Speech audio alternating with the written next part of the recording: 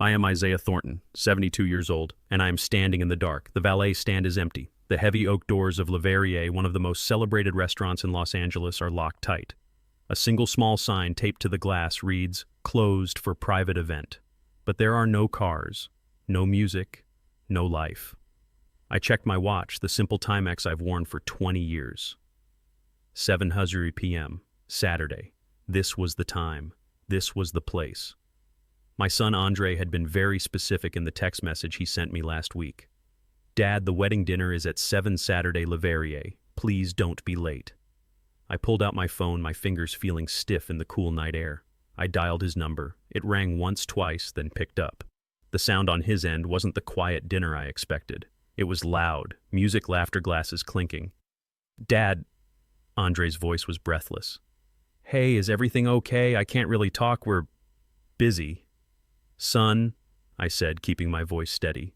"I'm at the restaurant, Le Verrier, but it's locked, it's dark. I think you gave me the wrong address for the wedding." The line went silent for a 3-second beat that felt like an hour. I heard a muffled sound, him covering the phone.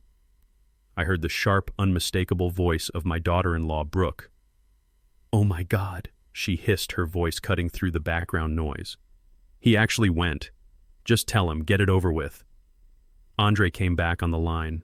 His voice was different, strained, guilty. "Dad, oh man, this is so awkward." He laughed, a short, nervous bark. "The wedding, right, the wedding was... Dad, the wedding was yesterday." Yesterday. The word didn't compute. "Yesterday?" I asked. "But the text... You said Saturday." "Yeah, I know," he said, talking fast now.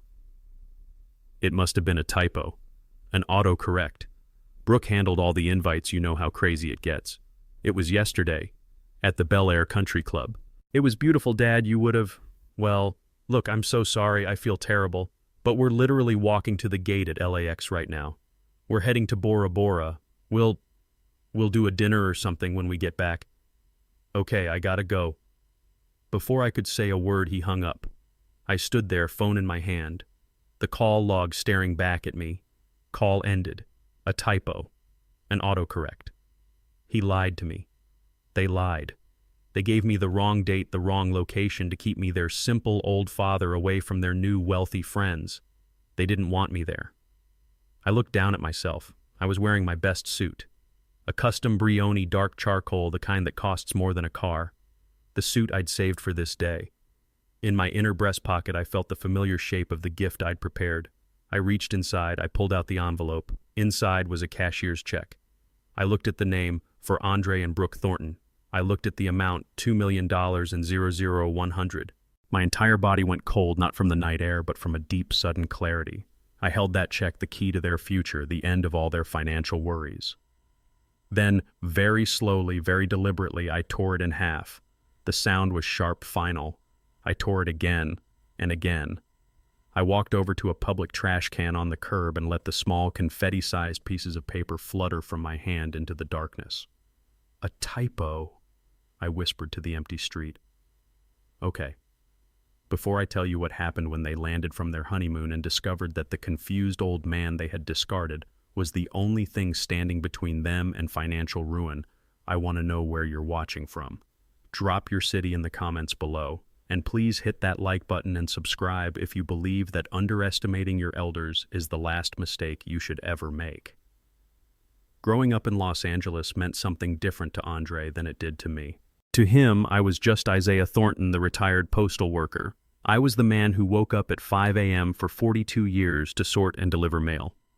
He saw our house in View Park, Windsor Hills, not as a cherished piece of history in one of the most prominent, affluent black neighborhoods in the country, but as old and small compared to the glass and steel boxes his new friends lived in. He saw my car, a 1998 Lincoln Continental, not as a mint-condition classic I meticulously maintained, but as a sign that I was poor, that I was stuck. He never knew the truth. My beloved wife, Lucille, God rest her soul, and I made a promise to each other when we first made it. We came from the dirt poor side of Houston. We knew what it was to have nothing. And when we built something, we swore we would never let it poison us. We would never let it make our son weak.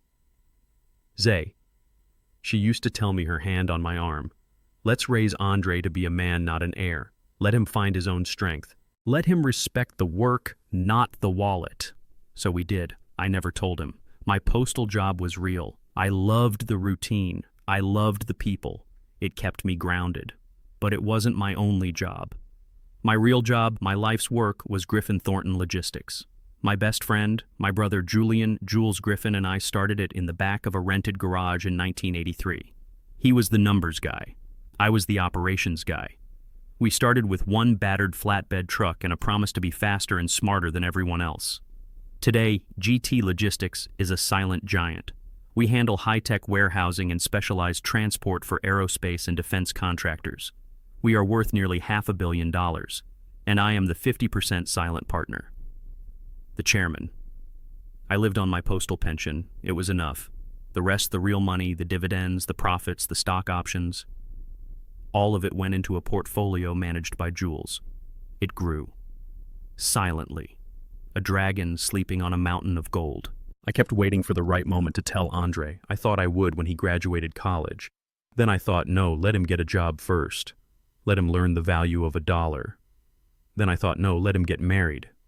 Let him show me what kind of man he's become. I wanted to see his character. I wanted to see Lucille's legacy in him. But then, 2 years ago, he brought Brooke home. She walked into my home, the home where Andre took his first steps, the home Lucille passed away in, and I watched her face. It was a mask of polite disgust.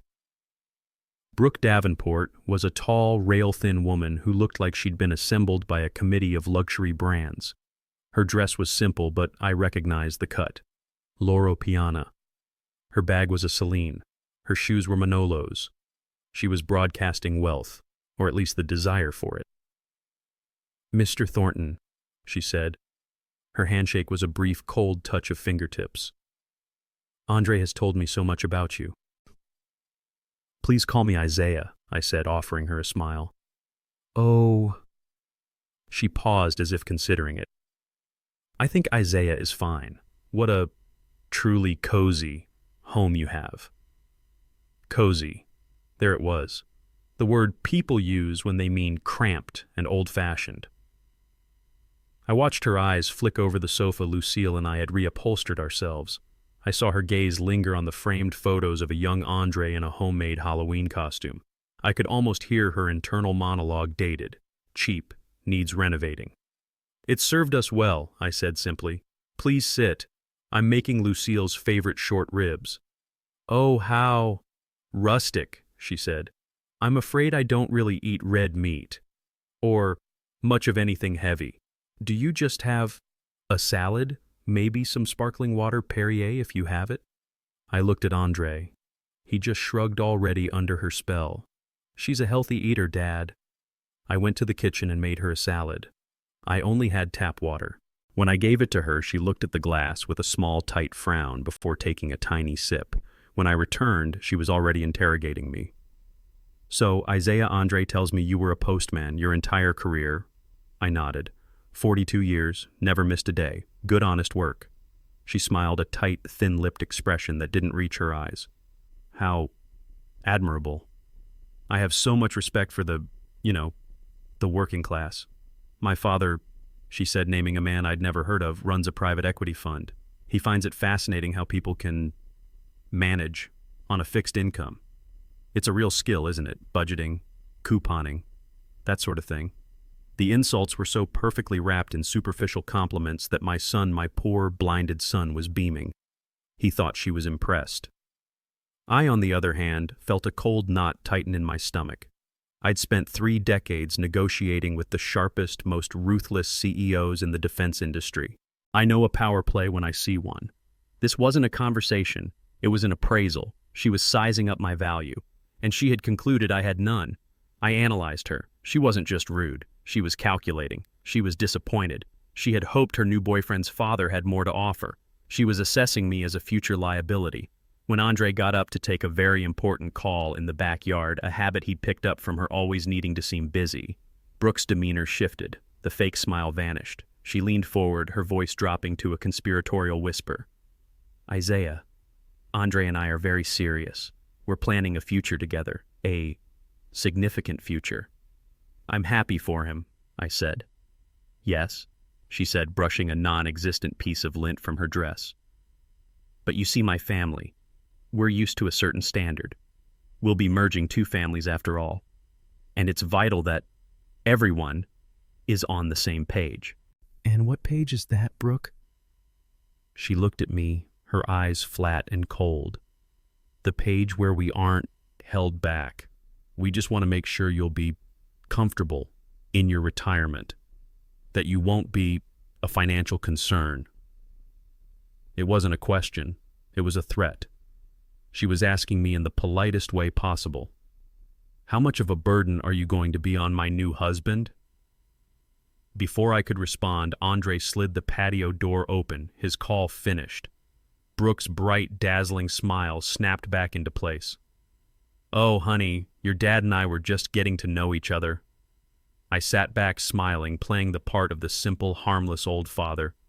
But I knew right then that this woman was not just marrying my son. She was planning a hostile takeover, and she saw me as a bad asset, a liability to be managed, minimized, and eventually discarded. I didn't say a word. I just observed. I watched her over the next 2 years. I watched her change my son. I watched my son start to shrink. It didn't happen overnight. It was a slow erosion like water wearing down stone. Andre, the boy who used to laugh so loudly his whole body shook.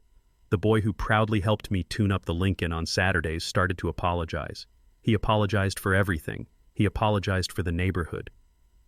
Dad, this area it's fine, he said one afternoon, staring out the window of my View Park home. But it's just static. You know, Brooke is used to places with more energy. Energy. That was her word for it. He meant whiter. He meant richer. He was ashamed of View Park. He was ashamed of me. He stopped talking about his job. For years, he'd been proud to be a regional manager at a shipping company. It was a good, solid job he had earned all by himself, a job that paid him well over 6 figures. But after a few months with Brooke, it became just mid-level logistics. He traded his comfortable jeans for tight-fitting slacks that didn't suit him. He started using words I'd never heard come from his mouth. Dad, Brooke's family. They just operate on a different level. He tried to explain once. It's not about the money, it's about expectations. A certain standard. I knew exactly what it was about. It was always about the money. I just nodded. I played my part. The simple retired postman who didn't understand the world of high finance. Whatever makes you happy, son. But he wasn't happy. I could see it. He was stressed. He was swimming in an ocean he wasn't built for, trying to keep up with a woman who was living a life funded by debt. And he was using his own soul as collateral. The real moment of truth, the one that made me realize this, was more than just a bad match happened about 6 months before they announced their engagement. They had come over for dinner. I'd spent all day making Lucille's chicken and dumplings, Andre's childhood favorite. Brooke naturally didn't touch it. Oh, Isaiah, she sighed, pushing a dumpling around her plate with a fork. So many carbohydrates. I'm just trying to be careful. She spent the entire meal scrolling through her phone, sighing loudly and showing Andre pictures of platinum rings I couldn't even see from my end of the table. After dinner, Andre helped me clear the plates. Brooke stayed at the table, tapping her long, pale fingers on the wood. Isaiah, she said, her voice casual but her eyes sharp. Do you have any real family heirlooms? You know, besides the furniture. I stopped walking to the kitchen. What do you mean, real, Brooke? She means like assets, Dad. Andre mumbled, not looking at me. He was already speaking her language. You know, stocks, bonds, property, things that are passed down. Brooke finally looked up at me, her smile bright and brittle. My family, the Davenports. We have a lineage. We have things to pass down. A summer home in the Hamptons, my mother's side. My father's art collection. We're just trying to figure out what your side brings to the merger. A merger. That's what she called marriage. I kept my voice calm. Lucille and I, we brought hard work and a good name. That's what we're passing down. Brooke's smile faltered. Right. Hard work. That's sweet. Later that night I was in the kitchen, my hands in the sink full of soapy water. I thought they were in the living room, but they were in the hallway just outside the kitchen door. They thought I couldn't hear them. They were whispering, viciously. "I cannot believe this, Andre." It was Brooke. Her voice was no longer sweet or polite. It was low and sharp as a razor. "This is it. A postman's pension. This tiny, crumbling house that smells like old food. This is your contribution." "Brooke, lower your voice," Andre pleaded. "He'll hear you." "I don't care if he hears me," she spat. "He needs to know my parents are wiring us $50,000 just for the deposit on the Bel Air Country Club. $50,000. And what is he contributing? A recipe for dumplings. It's just... He's simple. Okay, he worked hard his whole life. This is all he has." "Stop saying hard work," she snapped. "The man who cleans my father's pool works hard. That doesn't mean I want him at the wedding reception. Andre, you promised me your family was comfortable. You promised me he had savings. This is not comfortable. This is a liability." There was a heavy silence. I stood perfectly still, my hands pruning in the water. "What do you want me to do, Brooke?" Andre finally said. His voice was broken, defeated. "You need to handle it," she said, her voice turning cold and pragmatic. "You need to find out exactly what he has. People like him, these old-timers, they sometimes have cash saved up or bonds, or maybe the house is paid off. We could leverage it. We need something from him, Andre. Otherwise, this merger is completely unbalanced. My parents are investing in you. They expect a return." I held my breath. I listened to my son stay silent. He didn't defend me. He didn't defend his mother's memory. He didn't tell this woman to get out of our house. He just said, Okay, I'll talk to him. I'll see what I can do." They left a few minutes later, all smiles again. "Thank you for the dinner, Isaiah, so rustic." I closed the door behind them. I washed and dried the last dish. I sat down in my quiet house in the chair Lucille always loved, and I knew my son was lost. I knew that Brooke was not just a gold digger. She was an exterminator, and I was the pest she wanted gone. It was 3 months before the wedding, and Andre showed up at my door alone. This was a red flag. Ever since Brooke had sunk her claws into him, she was always there, attached to his arm, a silent, smiling warden. But he came alone on a Tuesday night. He looked thin. The expensive suit he wore, a size too small, looked cheap on him, wrinkled at the elbows. He looked like a man who hadn't slept in a week. "Hey, Dad, you busy?" "Never too busy for you, son. Come in." He walked into the living room but didn't sit. He paced. He ran his hand through his hair, a nervous habit I hadn't seen since he was in high school. "You look tired, Andre. Want some coffee? I just made a fresh pot." No coffee, thanks," he said, his voice tight. I just need to talk to you for a minute, man to man." I leaned against the door frame, my arms crossed, and waited. I knew this wasn't a social visit. This was a transaction. "Dad," he started, staring at the floor. Look, I know I haven't been around much. This wedding planning, it's a monster. Brooke's family, they do things on a whole different scale." "So I've heard," I said. "Yeah, and, well, we've hit a snag." He finally looked at me. His eyes were bloodshot. "It's just a temporary thing, a cash flow issue, you know." Cash flow, her word. I didn't know that word. I knew broke and I knew rich. Cash flow was the word people used when they were pretending to be rich but were actually broke. "The venue," he said, waving his hand vaguely. "The Bel Air Country Club. It's incredible, Dad. But they need the final deposit by Friday. And Brooke's parents. They're covering everything, of course. They've been amazing. They're footing the bill for almost the entire wedding." "That's generous of them," I said, my voice flat. "So generous," he said, relief flooding his face as if he'd passed the first test. "The thing is, Dad, their money. It's tied up. It's in one of Franklin's private funds, an international account. It takes 30 days to liquidate without a massive penalty. You know how it is with those big trust funds." Isaiah Thornton, chairman of a $500 million logistics empire, nodded slowly. "No, son. I don't know how it is. Tell me." He flushed a dark red crawling up his neck.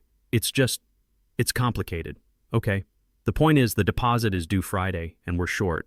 Just just for a few weeks. He stopped pacing. He stood in the middle of my living room, a 38-year-old man looking like a terrified 12-year-old. Dad, I need to borrow $50,000. $50,000. He said it like he was asking for 500. The silence in the room stretched out. I could hear the old grandfather clock ticking in the hallway, the clock Lucille and I had bought at a flea market in Pasadena. I know, he said, rushing to fill the silence.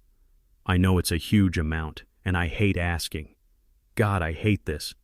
But it's not even a real loan, Dad. It's just a bridge. Franklin, Brooke's father, he is going to wire me the money the second his fund clears, first of the month. You'll have it right back plus interest if you want. I swear on Mom's memory. He should not have done that. He should never have brought Lucille's name into this den of lies. My first instinct, the businessman in me, was to laugh. It was the oldest, stalest scam in the book. The money's tied up. I knew from Jules's preliminary checks that Franklin Davenport didn't have a private fund. He had a foreclosed property in Arizona and 3 maxed-out credit cards. The father in me, however, felt a different kind of coldness. I saw my son. I saw the desperation in his eyes. It was real. But it wasn't the desperation of a man planning a wedding. It was the desperation of a man terrified of the woman he was engaged to. He was terrified of failing her. He was terrified of what she would say if he came back empty-handed. This was my crossroads. If I said no, if I called his bluff, I would confirm all of Brooke's accusations. That I was just a broke, useless old man. That I was a liability. It would push Andre further away, right into her arms. He would resent me for embarrassing him for not stepping up. But if I said yes, I was financing my own execution. I was rewarding the lie. I was funding the very woman who was systematically poisoning my son against me. I was paying for the rope she would use to hang me. I looked at him, really looked at him. The sweat on his brow, the slight tremor in his hands. He wasn't asking for money to start a life. He was asking for money to keep his manipulator happy. And just like that, I knew what I had to do. To see how deep the rot truly went, you have to give it room to grow. Okay, I said. Andre blinked as if he'd misheard. Okay, just like that. I'll write you a check, I said. I walked to the old wooden desk where I still kept my postman checkbook, the one from the local credit union. I pulled it out and wrote the check, $50,000 I tore it slowly from the book and handed it to him. His hands shook as he took the paper. He stared at it. Dad, thank you. Thank you. You won't regret this. I'll pay you back. Franklin will pay you back. I swear. I'm sure he will, I said. He hugged me then, a fast, awkward, guilty hug. The hug of a thief who just got away with the loot. You're a lifesaver, Dad. Brooke is going to be so relieved. I gotta go. I gotta go tell her. Go on, son. He practically ran out the door. I heard his car start and speed away, tires squealing just a little. I stood there for a long time listening to the silence of the house. I walked back to the fireplace and picked up the photograph of Lucille, the one from our 25th anniversary. Her smile was so bright, so honest. Oh, Lucille, I whispered to the empty room. What have I done? I had just paid my son to betray me. I hope I'm doing the right thing, my love. I truly hope I am. Because right now, it feels like I just loaded the gun they planned to use on me. But it was the only way. It was the only way to see the end of this. I had just bought $50,000 worth of fertilizer, and now I was going to sit back and watch exactly what kind of poison would grow. The 3 months that followed were quiet, too quiet. Andre and I exchanged a few brief, awkward text messages. He confirmed the wedding date and time. Saturday, 7 p.m. Leverrier. I asked if they needed any more help with the deposits. He replied almost instantly. No, Dad. We're all set. Franklin's fund finally cleared. Everything is perfect. We can't wait to see you. We can't wait to see you. The lie was so easy for him now. I spent those 3 months in a state of cold observation. I went to my real office at the Griffin Thornton Tower twice a week, meeting with Jules, signing off on acquisitions in Singapore and shipping routes in the North Atlantic. The rest of the time I was Isaiah, the retired postman, working in my yard reading my books. I let the silence build. I gave them all the rope they needed. When Saturday finally arrived, the day of the supposed wedding, I woke up before the sun. I felt a strange calm. Today was the day of the test. Today I would find out once and for all what was left of my son. I spent the morning in my workshop polishing the chrome on my Lincoln until it shone like a mirror. This wasn't just a car, it was a statement. Lucille had loved this car. "It has substance, Zay," she'd said. "Not like those flimsy new things." It was the car I'd drive to my son's wedding. At 4 p.m. I began to prepare. I didn't go to the simple closet where I kept my postman's work shirts and my comfortable slacks. I went to the back of my bedroom to the custom-built cedar-lined wardrobe that Andre had never once looked inside. I took out the suit. Andre and Brooke expected me to show up in a 20-year-old polyester suit from Sears, the one I used to wear to church on Easter. They expected me to look like their liability. Instead, I pulled out the Brioni. It was a dark charcoal gray, almost black, cut from a wool so fine it felt like silk. I'd had it made in Milan on a business trip 5 years ago. It was the suit of Isaiah Thornton, the chairman. I put it on. The jacket settled on my shoulders with a familiar, comforting weight. I chose a simple silver silk tie and my Patek Philippe Calatrava. It was Lucille's last gift to me. For the man who has everything. The engraving on the back read, "Accept more time." I looked at myself in the mirror. The 72-year-old postman was gone. In his place was a man they had never met, a man they had gravely underestimated. At 5 p.m., I drove the Lincoln not to the wedding, but to a quiet, discreet granite building in Century City. It didn't have a large sign. It just had a small brass plaque, Harrison Private Bank. I didn't use the credit union for my real life. I walked inside. The lobby was silent, all marble and rich mahogany. A young woman at the desk looked up, saw me, and immediately smiled. "Good afternoon, Mr. Thornton. Mr. Harrison is expecting you." Jules had called ahead. I was shown into a private office. Mr. Harrison, a man my age with sharp eyes and an impeccable suit of his own, stood up to shake my hand. "Zay," he said, "good to see you. A big day." "Let's hope so, Robert," I said. "You have the item." He didn't speak. He simply opened a dark wooden box on his desk and slid a single piece of paper across to me. It wasn't a personal check from my postman account. It was a cashier's check drawn from one of the corporate holding accounts. $2 million, Harrison said quietly, stating the fact. "It's a substantial wedding gift." "It's not a gift, Robert," I said, picking up the check. I felt the weight of it in my hand. "It's a foundation. It's a stake. It's my son's independence." My plan was simple. I'd seen Andre shrink. I'd seen Brooke and her family with their invisible funds and supposed lineage make him feel small. This check was his equalizer. This check would buy him his manhood back. It was enough money to free him from whatever financial hold they had on him. Enough for him to stand up and be his own man, not just Brooke's husband. I wanted to see the look on Brooke's face. I wanted to see the look on her arrogant father's face when the broke postman single-handedly funded their entire future. I wanted to see my son realize that everything he was chasing his wife had been insulting. "I hope he appreciates it, Zay," Harrison said, his voice soft. "So do I, Robert," I replied, sliding the check into the inner pocket of my Brioni suit. "So do I." I walked out of the bank and got back into the Lincoln. I sat there for a minute, my hands on the wheel. This was it. The final test. My son had lied to me about $50,000. He was marrying a woman who saw me as human garbage. He was on a dark path. But maybe, just maybe, this gesture could pull him back. Maybe seeing what I was willing to do for him would remind him who he was. It would remind him of Lucille. My hope was a small flickering flame, but it was still there. I put the car in drive and headed for Le Verrier. I drove toward my son's wedding, holding on to that $2 million hope, ready to save him. I had no idea I was driving to my own execution. I had no idea that when I arrived the restaurant would be dark and the betrayal would be absolute. I stood on the dark sidewalk, the phone pressed hard against my ear. It rang. Once. Twice. I expected it to go to voicemail. It was 7 o'clock on a Saturday. His wedding night. He should be at dinner laughing, giving a speech. He shouldn't be answering his phone. On the third ring, he picked up. The first thing that hit me was the noise. It wasn't the refined clink of crystal and the soft murmur of a high-end restaurant. It was loud, a cacophony of pop music announcements over a loudspeaker and the rumble of 1,000 conversations. It sounded like a stadium or an airport. "Dad," Andre's voice was high, breathless. Hey, is everything okay? I can't really talk right now. We're busy. Busy. I gripped the phone, a strange coldness seeping into my hand. Son, Andre, I'm at the restaurant, Le Verrier. There was a pause.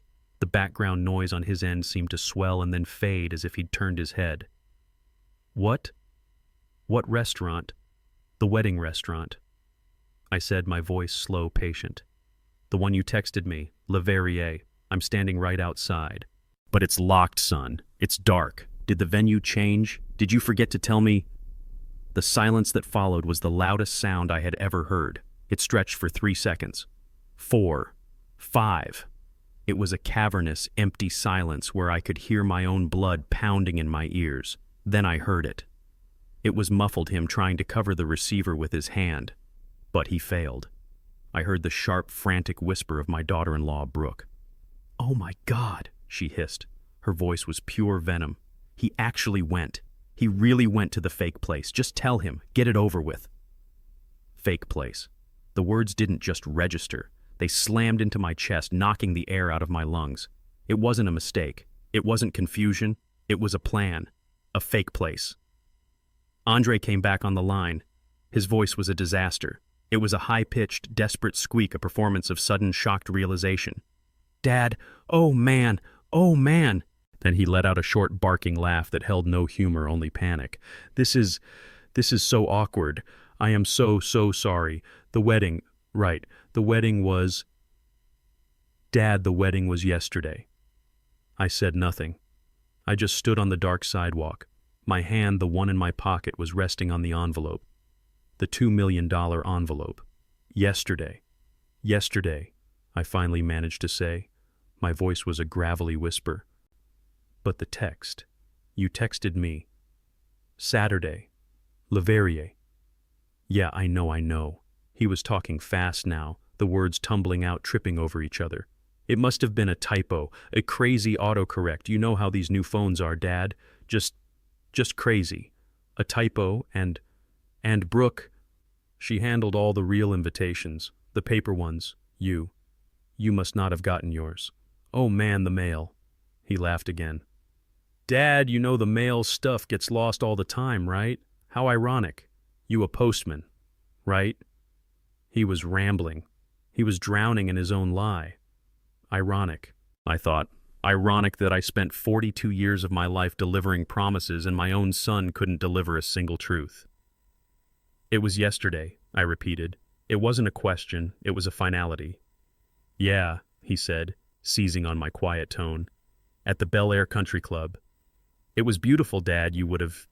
Well, it was just, mostly Brooke's family. We figured you'd want to avoid the fuss. Avoid the fuss. They had decided for me that I wouldn't want to be at my only son's wedding. Andre, I started, but I didn't know what to say.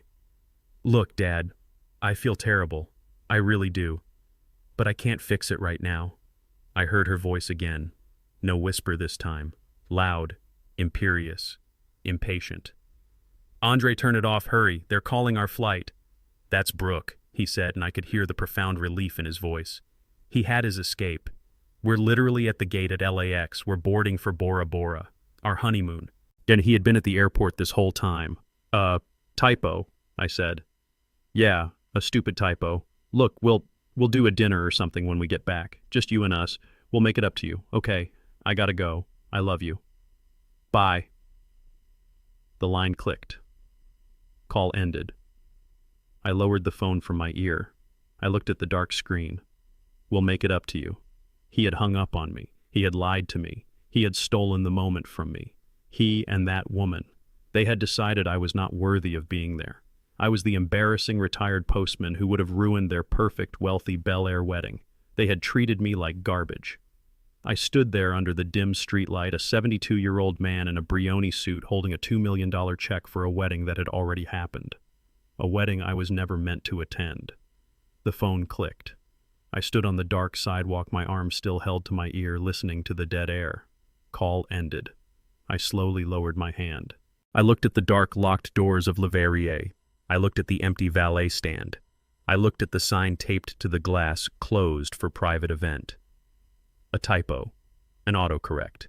The mail. The lies were pathetic. They were weak. They were lazy. They hadn't even bothered to craft a believable story. They didn't respect me enough for that. They had given me an excuse a child would use a frantic scramble of words to get off the phone. They did it on purpose. The thought wasn't an accusation. It was a diagnosis. It was a cold, hard fact settling into place like a block of ice in my chest. They had given me a fake address and a fake date to keep me, the embarrassing old postman, away from their new, glittering life. I felt a profound, heavy sadness. It was the death of something. It was the death of the man I thought my son was. It was the death of the father I had tried to be for 45 years. And in that silence, as the sadness washed over me, something else rose up to take its place. It was cold. It was hard. It was the part of me that Lucille had always called the chairman, the part of me that built an empire from nothing, the part of me that does not tolerate betrayal. The father Isaiah was heartbroken, but the chairman, Mr. Thornton, was now wide awake. My hand went to the inner breast pocket of my Brioni jacket. The envelope was still there, crisp and heavy. I pulled it out. My hand was perfectly steady now. The tremor I'd felt earlier was gone. I opened the unsealed envelope and slid out the cashier's check. Harrison Private Bank, pay to the order of Andre and Brooke Thornton, $2 million in 00100. This was his future, his independence. This was the foundation I was giving him to build a life where he would never have to bow to people like Brooke or her fraudulent family. This was my love quantified in a way even they could understand. I held the check between my thumb and forefinger. I thought about Andre, the boy I'd taught to ride a bike. I thought about the man who just hung up on me to go to Bora Bora, the man who let his wife call our home a fake place. I brought my other hand up. I folded the check neatly in half, pressing the crease flat and sharp with my fingernail. Then I unfolded it. I tore it, right down the middle. The sound was shockingly loud in the quiet night, a clean, final rip. It was the sound of a door slamming shut forever. It was the sound of a bloodline ending. I wasn't angry. I was precise. I put the two halves together, folded them, and tore again, and again. I didn't stop until the check was a small, confused handful of blue and white confetti. I walked to the metal trash can on the curb, the one I had stood beside during the phone call. I opened my hand. The pieces of my son's inheritance fluttered down, disappearing among old coffee cups and fast food wrappers. I let them go. I felt nothing at all. I walked back to the Lincoln. I didn't get in the driver's seat. I got in the back. I pulled out a different phone from my jacket, a sleek, modern smartphone Andre had never seen. I opened an app and typed one word, home. A minute later, a black, unmarked SUV, a customized armored Cadillac Escalade, pulled up silently behind the Lincoln. A man in a dark suit got out of the Escalade, walked to the Lincoln, got in, and drove it away. The driver of the Escalade, a man I knew only as Robert, opened my door for me. "Mr. Thornton, an unexpected change of plans this evening." "You could say that, Robert. Take me to the tower." "Yes, sir." We drove away from Leverrier. I didn't look back. We didn't drive south toward View Park. We drove east toward the glittering spires of downtown LA. Andre thought I lived in his childhood home. I did sometimes. But my residence was the entire top floor of the Griffin Thornton Tower, a 10,000-square-foot penthouse that overlooked the city like an eagle's nest, a place Andre didn't know existed, a place my name wasn't even listed on. The private elevator opened directly into the apartment. The lights came on automatically, revealing a vast space of dark wood, glass, and steel. It wasn't cozy or rustic. It was the home of a man who moved markets. It was my fortress. I walked to the floor-to-ceiling windows, looking down on the rivers of light, the millions of lives. I was no longer the man in the dark on the sidewalk. I was back on my throne. I picked up the secure phone on my desk. It rang only once. "Zay." Julian Griffin's voice was sharp, instantly awake even at this hour. "Jules, I need you." "What is it? What happened? Is it the deal in Rotterdam?" "No," I said, looking down at the lights of LA. "It's my son. He just tried to play me." There was a dead silence on Jules's end. He knew my rules about family. He knew what it meant for me to make this call. "Jules," I said, my voice cold and hard, "summon the legal team. 8 a.m. tomorrow. I want a full-spectrum investigation run on Andre, his wife Brooke, and her entire family, the Davenports." Jules didn't hesitate. "What are we looking for?" Everything I said. Debts, assets, lies. I want to know who they really are. I want to know where my $50,000 went. And I want you to start drafting the paperwork to revise my will immediately. 8 a.m. Sunday. The city of Los Angeles was just waking up, the freeways still quiet. But on the 70th floor of the Griffin Thornton Tower, the day was already in full swing. The boardroom was a cavern of polished mahogany and glass overlooking the entire LA basin from the mountains to the sea. Julian Jules Griffin was pacing. He was 71, my contemporary, a tall, imposing man who favored hand-stitched suits and a permanently furrowed brow. He was the public face of our empire. He was the negotiator. And right now he was furious. I, on the other hand, was perfectly still. I sat at the head of the long table in the same charcoal Brioni suit I had worn the night before. I had not slept. I was staring at a blank legal pad, a cup of black coffee steaming untouched in front of me. A fake address. Jules spat, his voice echoing in the cavernous room. He slammed his open palm onto the mahogany. The sound was like a gunshot. A fake date of all the low gutter snipe tricks. Zay, I told you, from the day he brought that woman home. I told you she was a viper. I told you she had dollar signs in her eyes. I looked up at him. My oldest friend, the man who'd held me up at Lucille's funeral.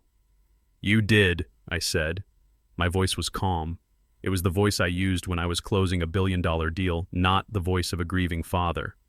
And Andre, Jules continued, his voice thick with anger, to let her, to help her, to lie to his own father. After everything you and Lucille, Zay, this isn't just disrespect. This isn't just greed. This is a declaration of war. No, I said quietly. Jules stopped pacing and looked at me. It's not war, Jules. It's pest control. I finally picked up the pen. Here's what we are going to do. First, I want a team on Andre and this woman, not our in-house security. I want the best. I want Kroll. Jules's eyebrows shot up. Kroll. The global intelligence firm, the one governments used. Zay, that's heavy artillery for a domestic issue. This stopped being a domestic issue when they decided to commit fraud, I said. I want to know everything. I want to know who Brooke Davenport really is. I want to know who her parents are. Andre mentioned a private fund that was tied up. I want to know if that fund exists. I want to know if they have $1 to their name or if they are just high-class grifters. Jules was already scribbling on his own notepad. The Davenports. Understood. What about the $50,000? My jaw tightened. The $50,000. The loan. He swore on Lucille's memory he would pay it back when the fund cleared. I want you to trace that check, Jules. I want to know the second it was cashed and where the money went. I want a complete financial autopsy. Every dime. He swore on Lucille, Jules said, his voice dropping to a dangerous low.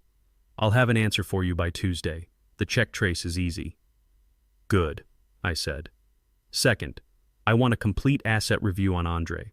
He thinks I'm a retired postman. He thinks his only inheritance is the house in View Park and a pension account. He has no idea about GT Logistics. He has no idea about the trusts, the holdings, the offshore accounts. I want to ensure he never knows.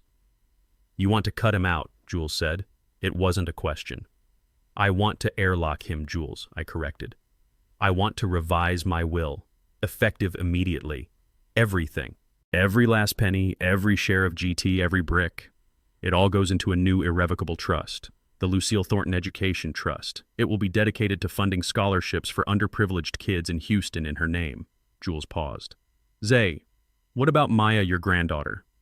I closed my eyes for a moment. Maya, my 5-year-old granddaughter. She was the one part of this that was still pure. You're right, I said. The View Park house. That was Lucille's dream house. It will go to Maya. We'll put it in a separate trust. You and I will be the sole trustees until she is 25.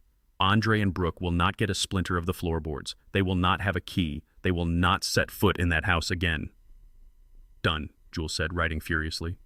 Third, I said, leaning forward, this is the most important part. I need to know why. Why this elaborate, stupid lie? If they needed money, why not just ask? Why go to all the trouble of faking a wedding date? Why humiliate me? Because they're weak, Jules said. No, I said.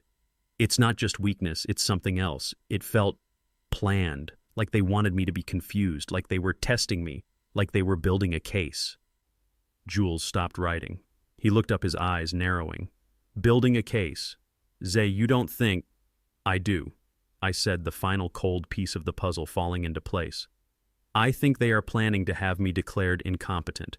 I think they believe I'm a lonely old fool with a house worth $1 million and a pension, and they want to take it. I think this fake wedding date was step one. They'll use it as proof that I'm losing my mind. They'll say I forgot my own son's wedding. Jules stared at me, his face pale with rage. They are going to try to put you under a conservatorship. That's the play, I confirmed. They think I'm a pawn. They don't know I'm the king. So here's what you're going to do.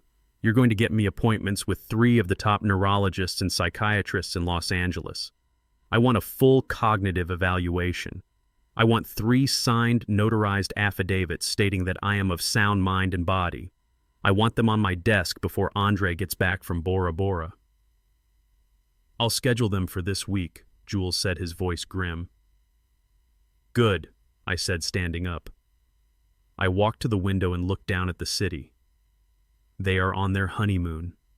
They think they've won. They think the simple old man is back in his cozy house, confused and heartbroken. Let them have their vacation. I turned to face my friend. Because when they get back, we're going to be ready. We're not just going to defend, we're going to attack. Jules nodded, a small, cold smile playing on his lips. This is going to be a very expensive lesson for them, Zay. Yes, I said. It is. They wanted a return on their investment. Well, I'm about to give it to them. It was Tuesday morning, 9 a.m. The California sun was streaming into my penthouse study, illuminating the dust motes dancing in the air. The city below was a distant hum. I had been up since 4. I had already met with 2 of the 3 psychiatrists Jules had scheduled. 2 signed affidavits attesting to my sound mind were already sitting on my desk. I was waiting. At 9 on the dot, Jules walked in. He didn't knock. He hadn't knocked in 40 years. He looked tired, but his eyes were sharp electric with the cold fury that I too was feeling. He was holding a single thin gray binder. It was stamped with one word, Carole. Zay. He said, his voice a low gravel. He didn't bother with greetings. He sat in the leather chair opposite my desk. The preliminary report is in. Phase 1 is complete. I leaned back in my chair. I steepled my fingers. I waited. I was no longer the heartbroken father on the sidewalk. I was the chairman. This was a damage report. Jules opened the binder. You asked about the $50,000, the loan. I remember, I said. It was a check from your View Park Credit Union account, Jules said, reading from the first page. You handed it to Andre at approximately 8:15 p.m. 3 months ago. He cashed it. He paused. At 10:04 a.m. the following morning. I nodded. No wasted time, not even a day of false gratitude. He had run straight to the bank. Go on. It was not deposited into his personal account, Zay. It was not deposited into a joint account. It was deposited directly in its entirety into a checking account belonging solely to Brooke Davenport. My son, my only son, had taken my money, the money Lucille and I had saved, and handed it directly to her, like a tribute, an offering to his new queen. She didn't wait either, Jules said, his voice laced with contempt. The Kroll team tracked the outflow. The money didn't sit in her account for more than an hour. The $50,000 was gone by noon that same day. I pictured them. Andre smiling relieved, thinking he had solved his problem, and Brooke sitting at her laptop, her eyes gleaming, finally getting her hands on what she believed was the first taste of my hidden savings. Where did it go, Jules? I asked. My voice was perfectly flat. Jules turned the page. The first transaction made at 10:17 a.m. was an electronic payment of $18,450. He looked up at me. To American Express Platinum Services, $18,000. He had told me he was struggling. He had told me it was a bridge loan. He was drowning in debt he had never mentioned. It was her card, Zay, not his. We pulled the statements. Jules pushed a sheaf of papers across the desk. The outstanding balance was for charges made in the 90 days prior to Andre's visit, Neiman Marcus, a weekend trip to Cabo San Lucas. For a pre-wedding getaway, a wellness and rejuvenation package at the Beverly Hilton Spa, my $50,000, my hard-earned money, Lucille's legacy. It was paying for facials. It was paying for resort wear for a woman who despised me. Jules continued, his voice a relentless monotone. Second transaction, 10:19 a.m., $12,000 wired to Saks Fifth Avenue. The wedding dress, I said the words tasting like ash. Jules let out a short, harsh laugh. No, the wedding dress was supposedly a family heirloom from her mother. We're checking on that. This was for accessories. A pair of Jimmy Choo shoes, a Celine handbag, a full set of matching Rimowa luggage. She had used my money to buy the very armor of wealth she wore to look down on me. She was financing her performance of superiority with my own bank account. That accounts for $30,450, I said, doing the math in my head. What about the rest? The rest, Jules said, is the real insult. He tapped the paper. $19,550, transferred directly to Andre's personal account. To pay the Bel Air Country Club? I asked. The deposit? No, Jules said, shaking his head. We'll get to the club later. This money, 10,000 of it, was used that same afternoon to purchase 2 first-class non-refundable tickets to Bora Bora. I stared at him. The honeymoon Zay. The one her rich father-in-law was supposedly paying for. The one my son hung up on me to go on. He paid for it. With my own money. So, when I was standing on that dark sidewalk, humiliated, holding a $2 million check, they were at LAX waiting to board a flight that I had paid for. The audacity of it. The sheer naked, breathtaking arrogance.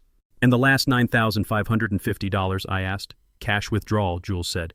At an ATM at LAX, Terminal B, right before they boarded, spending money for the trip.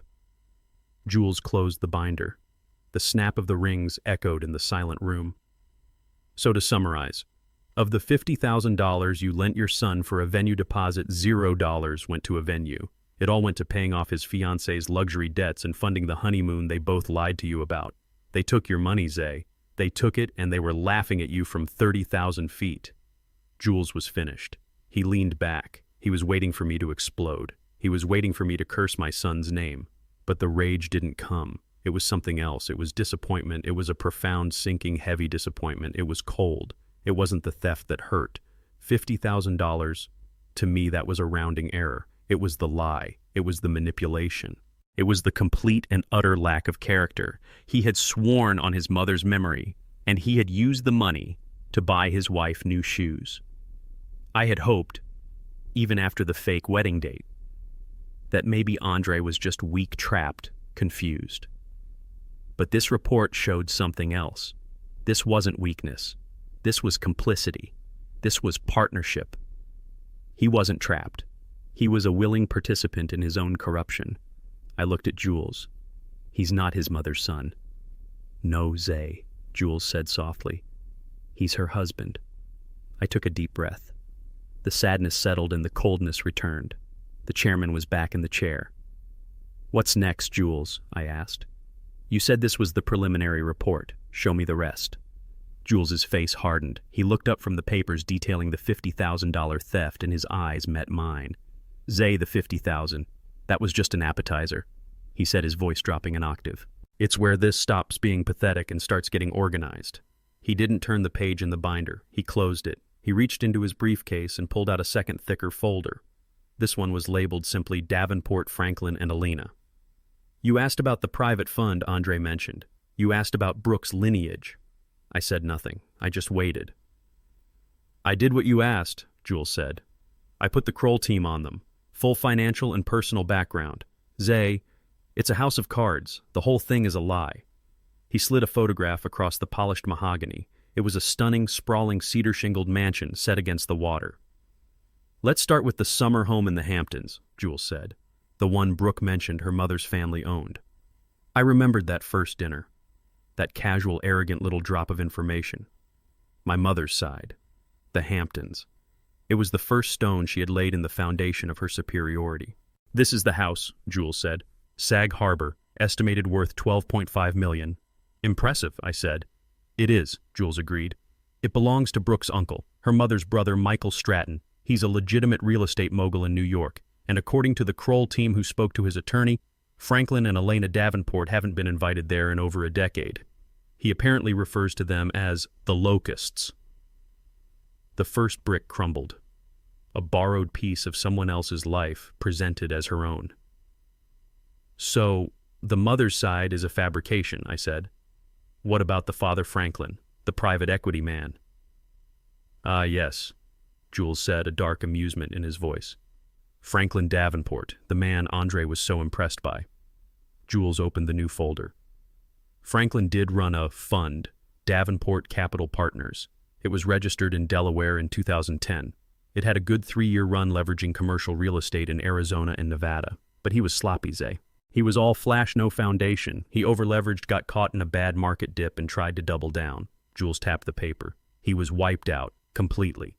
Davenport Capital Partners was formally dissolved in 2020. It's defunct, insolvent. He slid another document across the desk. It was a public record. He filed for Chapter 7 bankruptcy 2 years ago, Zay. They lost everything. The house in Greenwich, the cars, everything. The air in the penthouse study felt thin. This wasn't just not rich.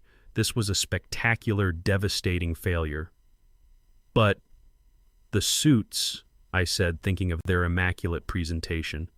The talk of standards. The Bel Air Country Club. A performance, Jules said, his voice hard. The most desperate performance of their lives. They've been living on high-interest, unsecured credit ever since. They are kiting checks, Zay, moving money between accounts just to stay afloat. The Kroll report estimates their personal debt at just over $400,000. I saw it all clearly now. The condescending looks, the pity for my simple life. It was all a projection. They were the ones who were terrified. They were the ones who were poor. So Andre, I said, the pieces clicking into place, he didn't marry into wealth. He married into a fraud.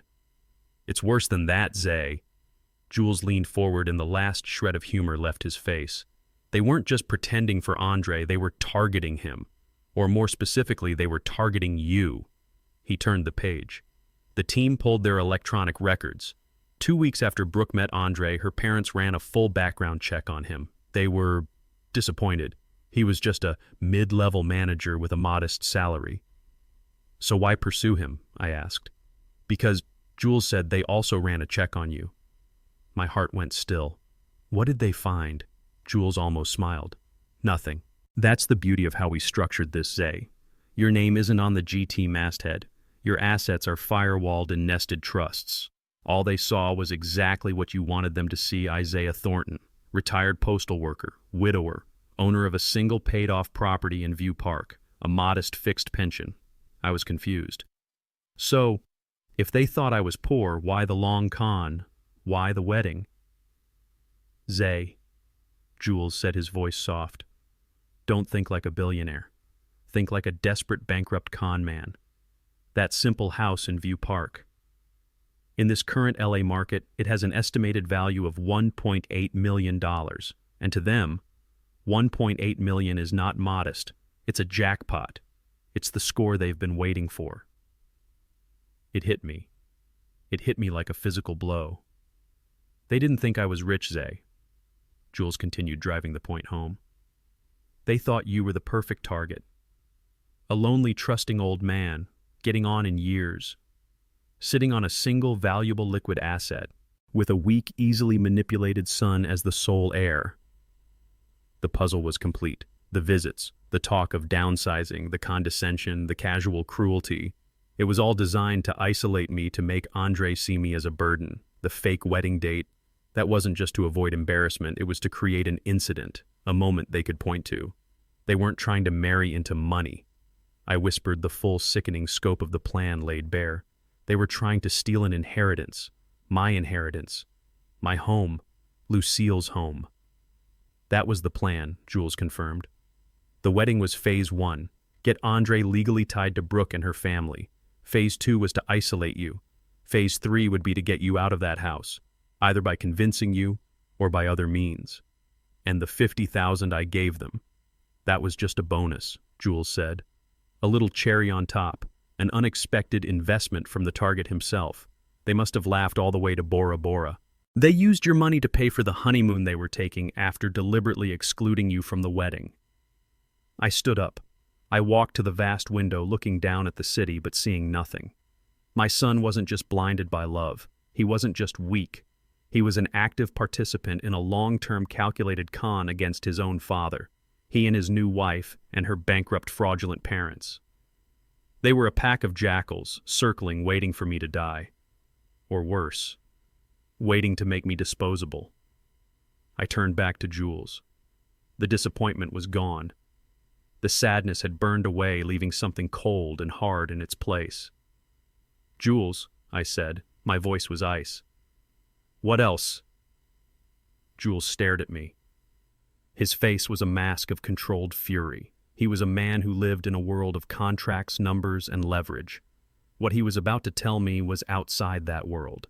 It was something personal, something ugly. "Zay," he said, and his voice was quieter now, which always meant he was more dangerous. "The 50,000 was the how. The Davenport fraud was the why. This—" He paused, tapping a third, very thin manila folder he had placed on the desk. "This is the what's next." He slid the folder toward me. It wasn't a Kroll report. It was just a few pages printed from a web browser. "They are stupid, Zay. They are arrogant and they are stupid. They use their home internet, the same IP address they used to book their fake honeymoon. The Kroll team pulled their complete search history and their email backups from the last 6 months." My heart didn't pound. It just stopped. This was it. This was the answer. "Why, Jules?" I whispered. "Why the lie about the wedding?" "Because," Jules said, "you were right. You said it yourself. They were building a case." He turned the first page over for me to read. It was a printout of an email from Brooke Davenport to Andre Thornton. The subject line read, "The future." "Andre, darling," it said, "we need to talk about your father. I am truly, truly worried about him." I looked at Jules. "This was sent 2 months ago," he said. "The day after you told them you weren't interested in selling the View Park house." I read on. "He's clearly not managing well on his own. He's isolated. He's forgetting things. He told me that story about his time in the Army. Again. He's clearly showing signs of cognitive decline. My parents and I, we just think it's irresponsible to let him manage an asset like that house when he's not in his right mind." I looked up, my blood running cold. "Jules, I was never in the Army." "I know," Jules said grimly. "I told you, she's a viper. She was inventing symptoms. She was manufacturing a false history of dementia and feeding it to your son." I turned the page. Andre's reply. "Brooke, I don't know. He seems fine to me. He's just old. He's always been quiet." And her response sent 10 minutes later, a response that sealed my son's fate. "Quiet or confused Andre, he almost called me Lucille yesterday. He is clearly living in the past. This isn't a joke. This is his safety. If he's this confused, he could be a danger to himself. He could fall. He could leave the stove on. He could give all his money away to a scammer." Her words leaped off the page. "We need to protect him. We need to step in and manage his affairs before he loses that house to some telemarketer. My father knows a lawyer, a specialist in elder care." I gripped the armrests of my chair. I never once called her Lucille." "She was building a narrative, Zay," Jules said. "And your son was buying it, or at least he was letting himself be convinced." He pushed the next page toward me. "Now look at this. Their search history, from their home computer, starting 2 months ago." I read the list. Each line item was a nail in my son's coffin. 10:30 p.m. How to get power of attorney for elderly parent in California. 10:37 p.m. Signs of early onset dementia versus normal aging. 10:45 p.m. Legal definition of mentally incompetent, California. 11:02 p.m. What is a conservatorship? 11:15 p.m. How to prove a parent is a danger to themselves. 11:30 p.m. Quickest way to gain control of elderly parents' assets. 11:45 p.m. Can a conservator sell a parent's house? I put the paper down. I had to. My hands were shaking. This was not greed. Greed, I understood. I had built an empire negotiating with greedy men. Greed is simple. Greed is a business transaction. This was evil. This was a plan to put me in a cage, to strip me of my name, my mind, my freedom, to take my house, Lucille's house, and sell it, to lock me in a home where I would be fed pills by some stranger until I actually became the confused old man they were pretending I was. This was not theft. This was murder of the soul.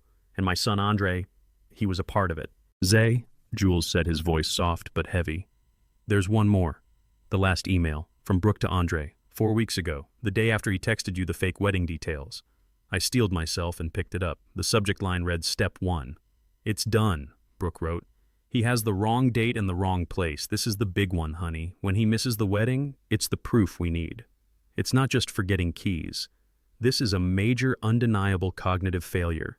He'll call confused and upset. When he does, you just be so sorry, so concerned. Tell him he must have gotten it wrong. We'll use this as the primary incident when we file the petition. No judge will ignore a man forgetting his only son's wedding. This is it. We're finally going to save him from himself, and we'll finally be able to solve our problems. I dropped the paper. It fluttered to the mahogany floor. The fake date, the fake restaurant, the typo. It was all a calculated performance, a setup. They were counting on me to call confused. They were hoping I would sound lost and old.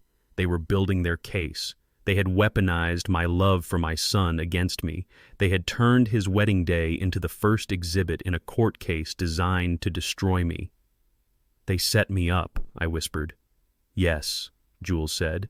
They manufactured incident number 1. They were going to let you sit in that dark restaurant heartbroken. They were going to let you feel the humiliation, and they were going to use that humiliation as a legal weapon. I stood up. I walked to the vast window. I looked down at the city, at the tiny, insignificant cars moving below. They thought I was one of them, a speck of dust, a confused old man with a modest pension and a house that was ripe for the picking. They had no idea who they were dealing with. They had no idea the power they were trying to poke. The heartbreak I'd felt on that sidewalk was gone. The disappointment I'd felt over the $50,000 was gone.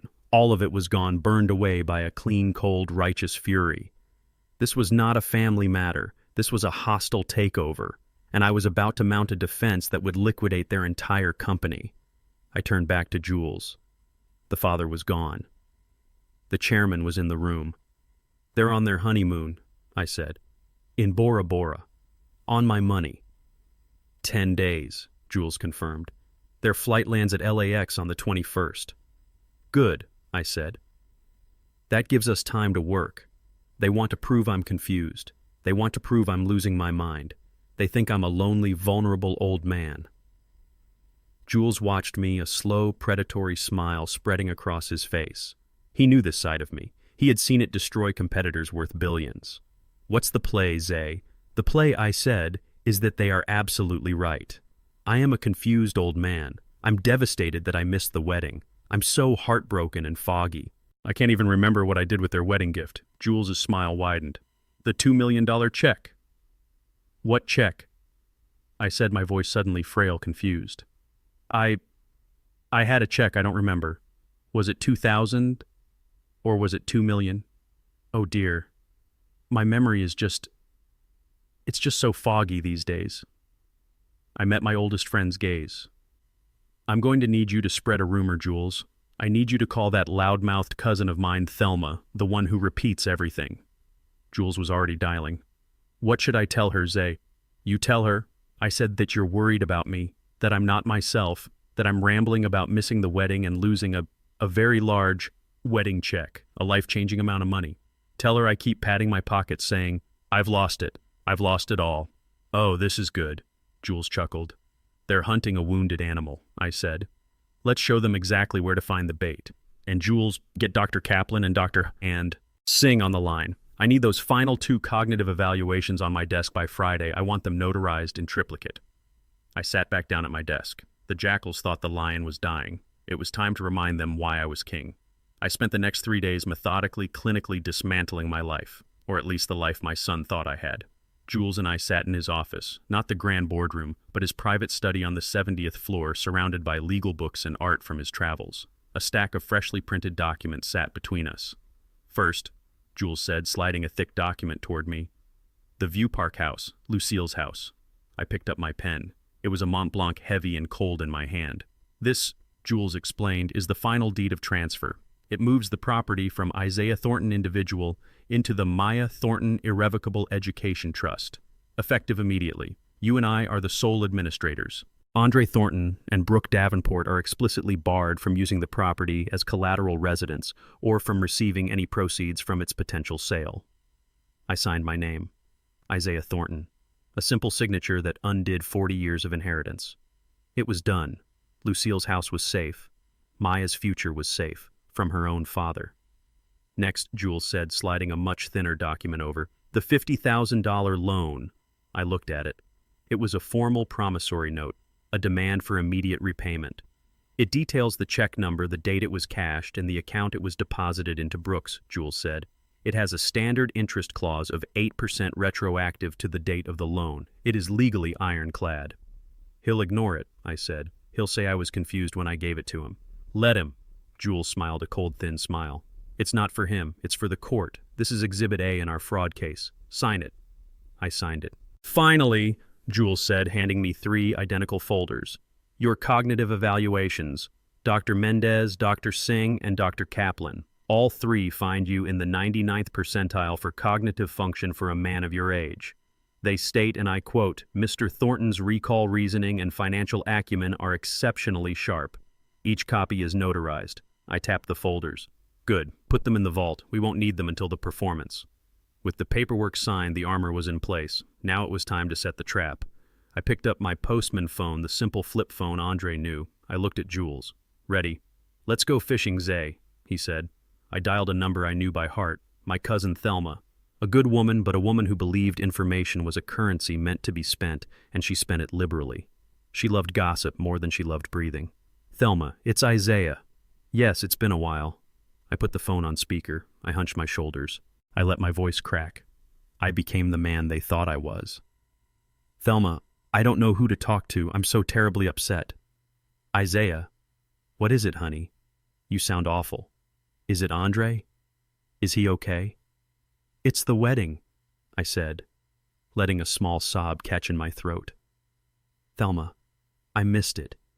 I missed my own son's wedding. You what? Her voice went up an octave. The bait was in the water. Andre. He told me it was Saturday. I'm sure he did, but he says it was Friday. He says I must have gotten confused. He says I'm getting forgetful. Oh, Lord, have mercy, Isaiah. You forgot his wedding. I don't think I forgot, I said, my voice rising in false panic. But maybe I did. My mind, it's just so foggy lately. And Thelma, that's not the worst part. What's worse than that, child? The gift, I whispered, as if I were afraid of being overheard. I went to the bank. I took out a check. A big one. I wanted to surprise him. Set him up for life, you know. A big check. How big, Isaiah? I can't even remember, Thelma. That's the problem. Was it 2,000 or was it 2 million? I can't find it. I think I lost it. I had it in my suit. I'm sure I did. But now it's gone. What if I threw it away? What if someone stole it? $2 million. Jules was covering his mouth, his shoulders shaking with silent laughter. $2 million, Thelma shrieked. Isaiah Thornton, you call the police, you call the bank, you lost a $2 million check. I can't, I cried. Andre, he'll be so angry. He's on his honeymoon. Oh, Thelma, I think I've ruined everything. I'm just an old fool, a confused old fool. I hung up the phone, my performance complete. Jules and I sat in silence for a moment. She'll call her daughter first, Jules calculated. Her daughter will post it on Facebook. Andre's cousin Jerome follows her. He'll see it. He'll text Andre in Bora Bora. How long do you give it? I asked. Before they cut their trip short, Jules checked his watch. I give them 12 hours. He was wrong. It took 8. Jules's private phone rang at 4 a.m. the next morning. It was the Kroll team leader stationed in French Polynesia. Mr. Griffin, target is on the move. Mr. and Mrs. Thornton just checked out of the St. Regis. They've chartered a private seaplane to Papeete. They're booked on the first commercial flight back to L.A. They'll land at LAX at 7:00 p.m. tomorrow. They look agitated. Jules hung up and called me. They took the bait, Zay. They're coming home. I was sitting in my penthouse watching the sunrise. They're coming home to hunt a wounded animal, I said. They think they're coming to take control of a senile old man's $1.8 million house. They have no idea, I said, that they're really coming to try and claim a $2 million check. They're about to expose just how greedy they really are. The trap was set, the bait was out, the jackals were on the plane. All I had to do now was go back to View Park, put on my old sweater, and wait in my cozy little house, ready to play the part of a confused, broken, and very vulnerable old man. I was in the armchair when they arrived, the one Lucille had covered in that soft, worn chenille. I had the lights in the living room turned down low, just a single dim yellow lamp by my side. I had a copy of Ebony magazine from 1994 on my lap upside down. I'd practiced my breathing. Slow, a little shallow. I was the very picture of a man fading away. I heard the key scrape in the lock. Andre still had his key. The door flew open, hitting the wall with a bang that made me jump, which was perfect. Dad, are you here? Are you okay? Andre rushed in first, his face a mask of practiced theatrical worry. He was still tan from Bora Bora. He wore linen pants and an expensive unbuttoned shirt. He looked like a tourist. He stopped when he saw me, his eyes quickly scanning the dim room before landing on me. Dad, he breathed, rushing over to kneel at my feet. Oh my God, you're just sitting in the dark. We were so worried. He grabbed my hand. His was clammy despite the tan. Brooke glided in behind him. She was a vision in white linen, her blonde hair pulled back. She held a large, expensive straw bag. She didn't rush. She stood in the doorway, her arms crossed her eyes, doing the real work. She scanned the room, her gaze sharp, assessing. She was looking for signs. She was hunting. Andre-san, I said, blinking slowly as if pulling myself up from a deep fog. You're back. What happened? Your honeymoon? We cut it short, Dad, Andre said, his voice dripping with false empathy. He squeezed my hand. We couldn't relax, not after we heard. We got a call from cousin Thelma. She said you weren't well, Dad, that you were confused. Brooke finally moved, gliding forward, her face now arranged in a look of profound, gentle concern. It was a masterpiece of acting. Isaiah, she said, her voice a soft, sympathetic coo. She sat on the arm of the chair, not close enough to truly comfort, but close enough to loom. We are so sorry about the wedding. It was all just a terrible mix-up with the invitations. We feel just awful. I looked up at her, letting my eyes seem watery and unfocused. You do? Of course, she said, patting my shoulder. But, Isaiah, Thelma said something else. She said you were very upset, that you thought you'd lost something. I flinched. I looked away from her toward the cold fireplace as if in deep shame. I don't know what she's talking about. I'm just tired. Dad, Andre cut in. His impatience was a sharp blade under the velvet of his concern. Dad, listen to me. Thelma said you lost something. Something important. She said you kept rambling about a gift. A check. I squeezed my eyes shut. I put my hand to my temple. Oh, I whispered. That. It's all so foggy. My mind, it just hasn't been right since that night. I missed it. I let my voice crack. I missed my son's wedding. I went to the wrong place. We know, Dad. We know, Andre said, patting my knee. His eyes, however, were not kind. They were sharp. They were hungry. But this check, Dad. Let's focus on the check. We need to help you. Did you write a check? I looked up, my eyes wide with what I hoped looked like dawning horror. Yes, a check. A wedding gift. I had it in my suit pocket. The good one. The Brioni suit. Brooke's eyes flashed. I saw it. The name registered. Brioni. A postman in a Brioni suit. The first crack in their narrative. She filed it away, but the greed was stronger. I went to the restaurant. I continued, my voice frail. The dark restaurant. And I was so upset. I came home, and the envelope, it was gone. Just gone. Gone! Brooke's voice was a sharp squeak. She forgot to sound sympathetic. You mean, you lost it? You just lost it? I think so, I said, wringing my hands. I'm so stupid. I'm so old and stupid. No, no, Isaiah, you're not stupid, Brooke said, her voice sliding back into its silken sheath. She knelt next to Andre, putting her perfectly manicured hand on my other arm. They were on either side of me, a two-person cage. We just need to help you retrace your steps. This check, it's vital we know the amount, so we can,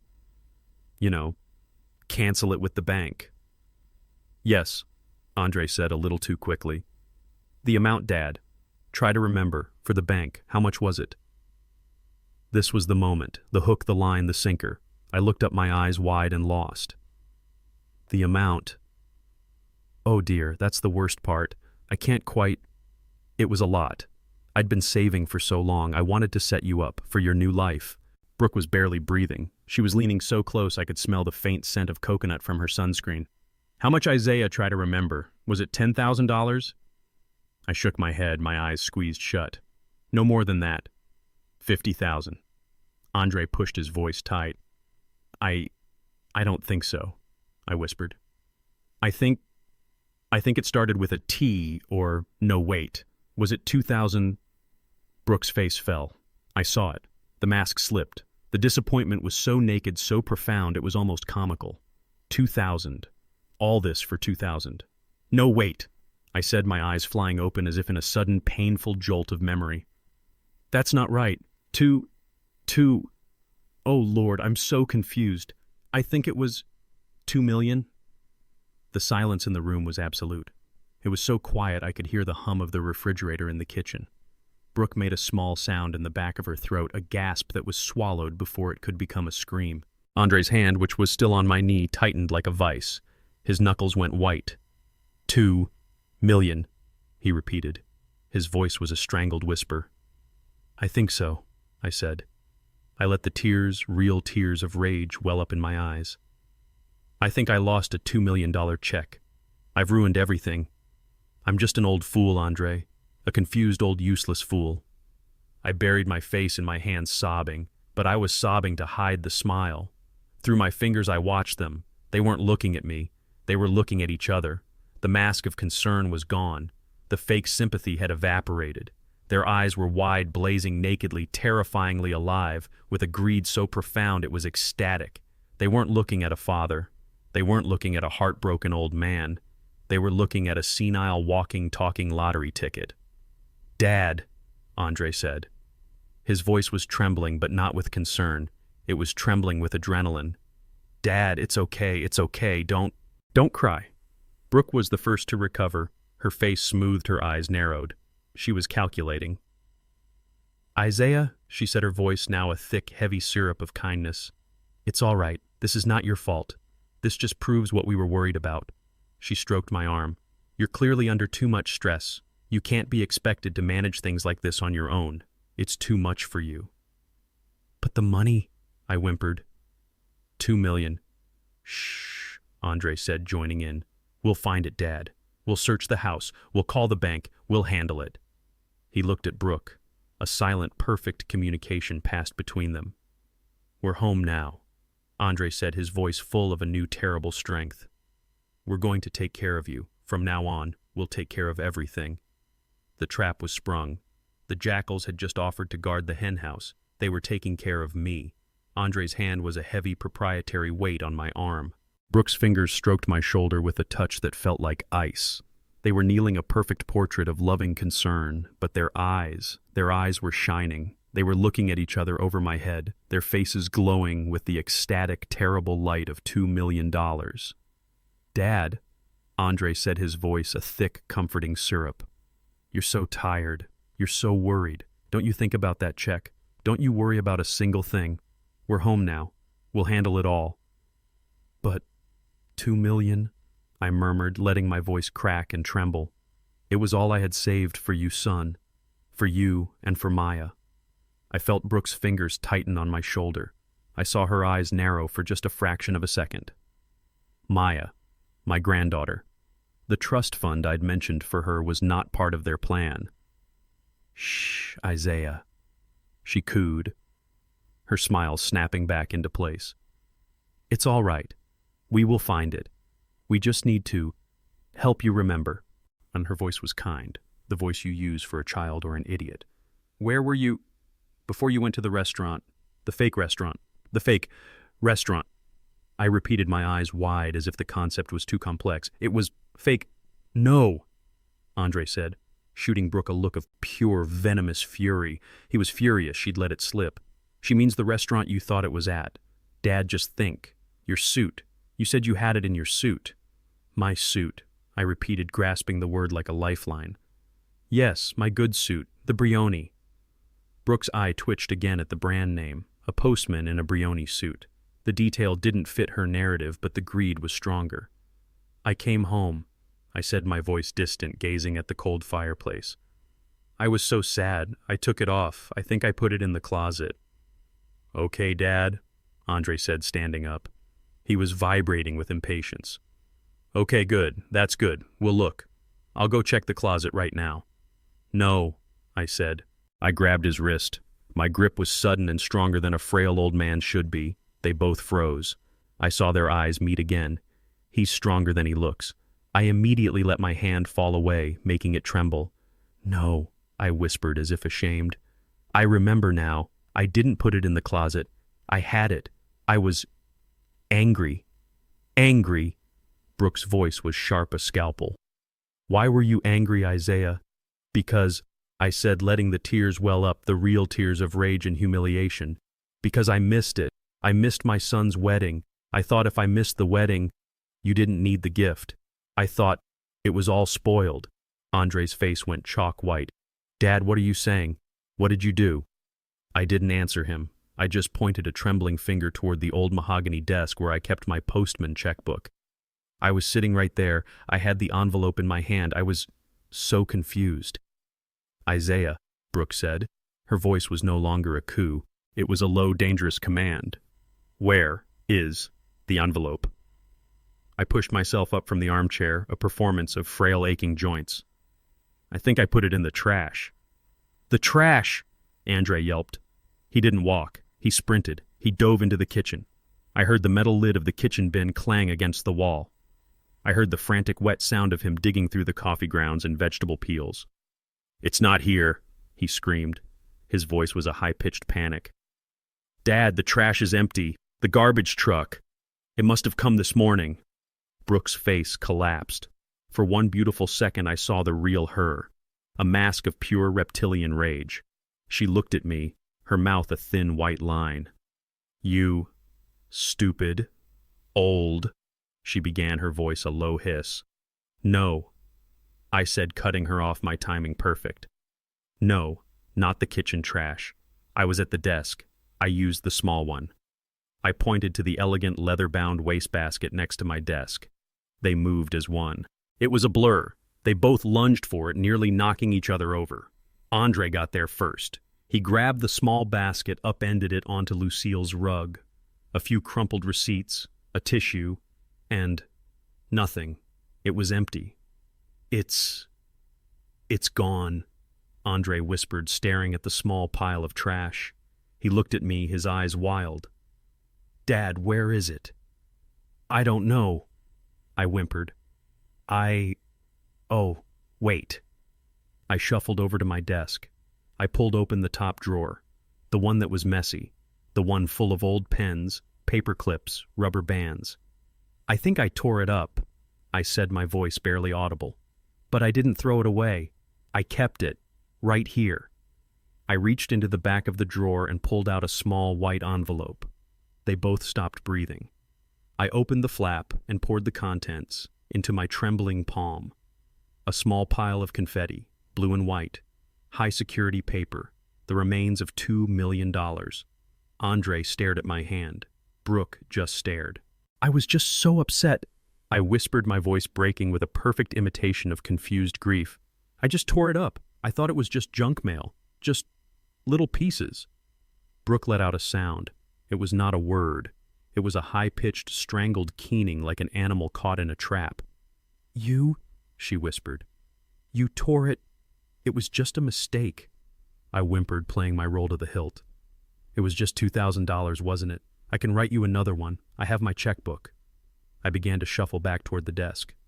2,000. Andre's voice wasn't a whisper. It wasn't a question. It was a roar. It exploded out of him, a sound of such profound, agonizing loss that it rattled the photo frames on the mantel. 2,000! He screamed, his face turning a dark mottled purple. Brooke was on her knees, frantically snatching the pieces from the rug where I'd accidentally dropped them. Andre, look, she shrieked, her voice cracking. This H. This M. Andre. He's right.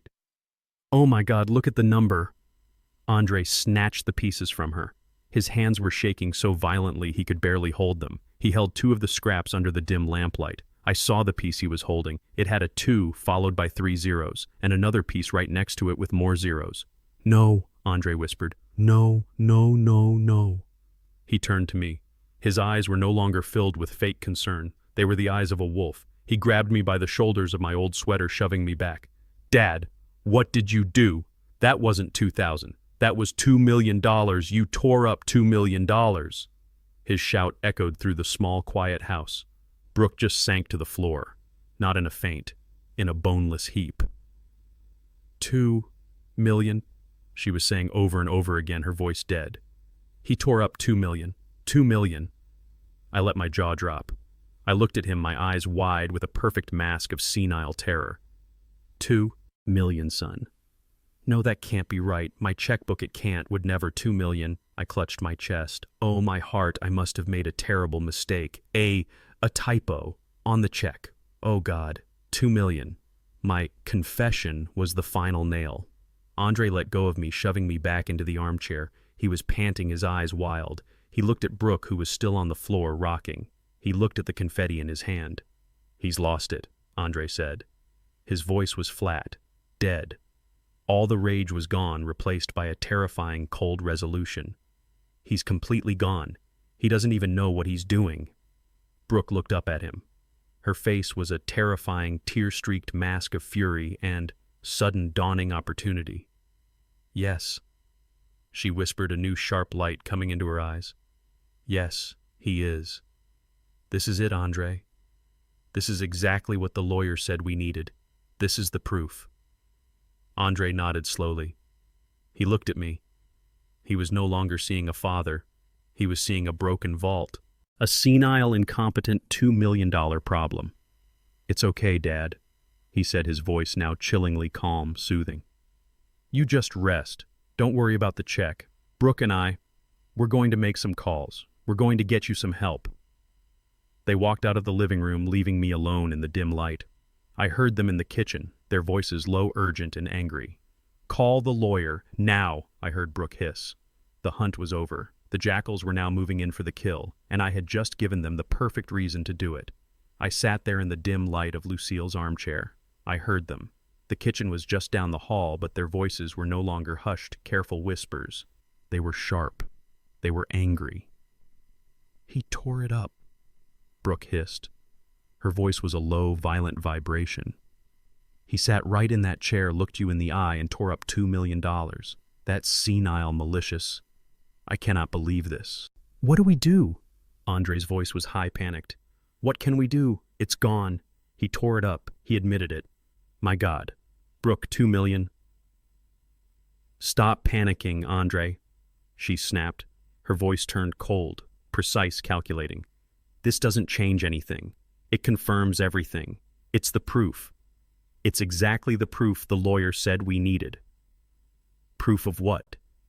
That he is mentally incompetent, that he cannot manage his own affairs, he is a danger to himself, he just destroyed a fortune. Andre, call the lawyer, the one my father recommended. Call him now. Tell him the primary incident just happened. Tell him we're executing the plan.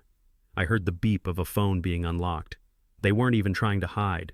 They believed I was deaf, as well as senile. They believed I was just a piece of furniture in the next room while they calmly, coldly decided my fate. The father in me, the one who had held Andre's hand as he learned to walk, was dead. The chairman was listening, and he was pleased.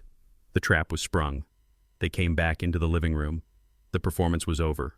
Brooke's face was no longer soft with that fake syrupy concern. It was a hard white mask of fury. Her eyes were like 2 blue chips of ice.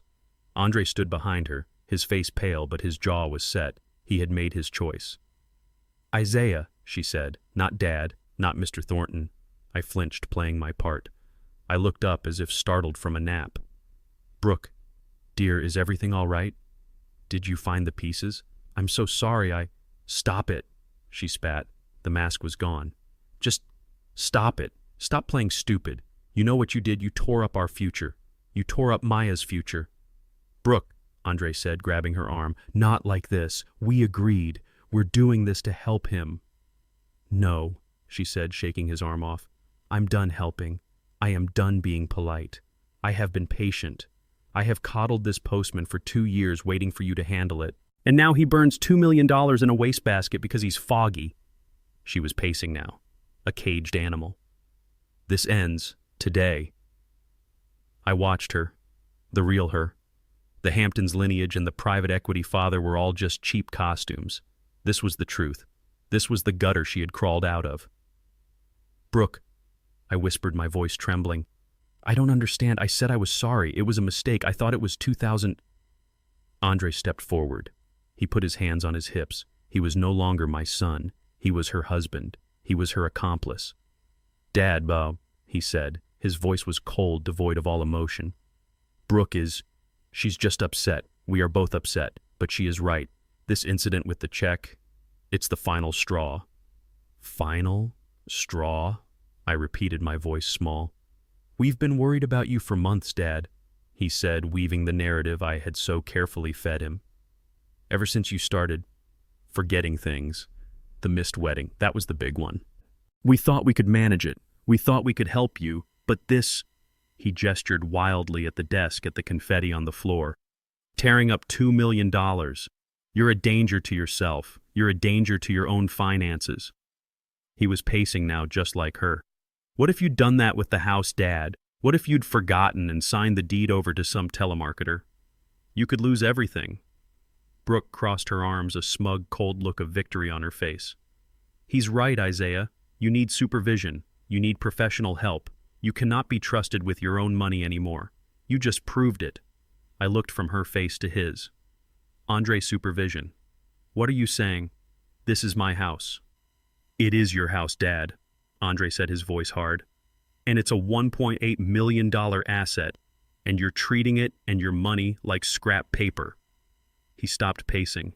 He stood directly in front of me, forcing me to look up at him. His eyes were cold, empty. All the warmth Lucille and I had poured into him for 45 years. It was gone. Brooke and we spoke to a lawyer weeks ago. Weeks ago. The lie about the private fund was still fresh, but they had been planning this for weeks. We were hoping, he continued, that we wouldn't have to do this. We were hoping you'd cooperate, that you'd see reason. But after this, you've forced our hand. Do what? I whispered. We are filing a petition for conservatorship. Andre said, the words dropping like stones in the quiet room. Effective immediately, we are taking control of your affairs. Brooke stepped forward, adding the final killing blow. It's to protect you, Isaiah.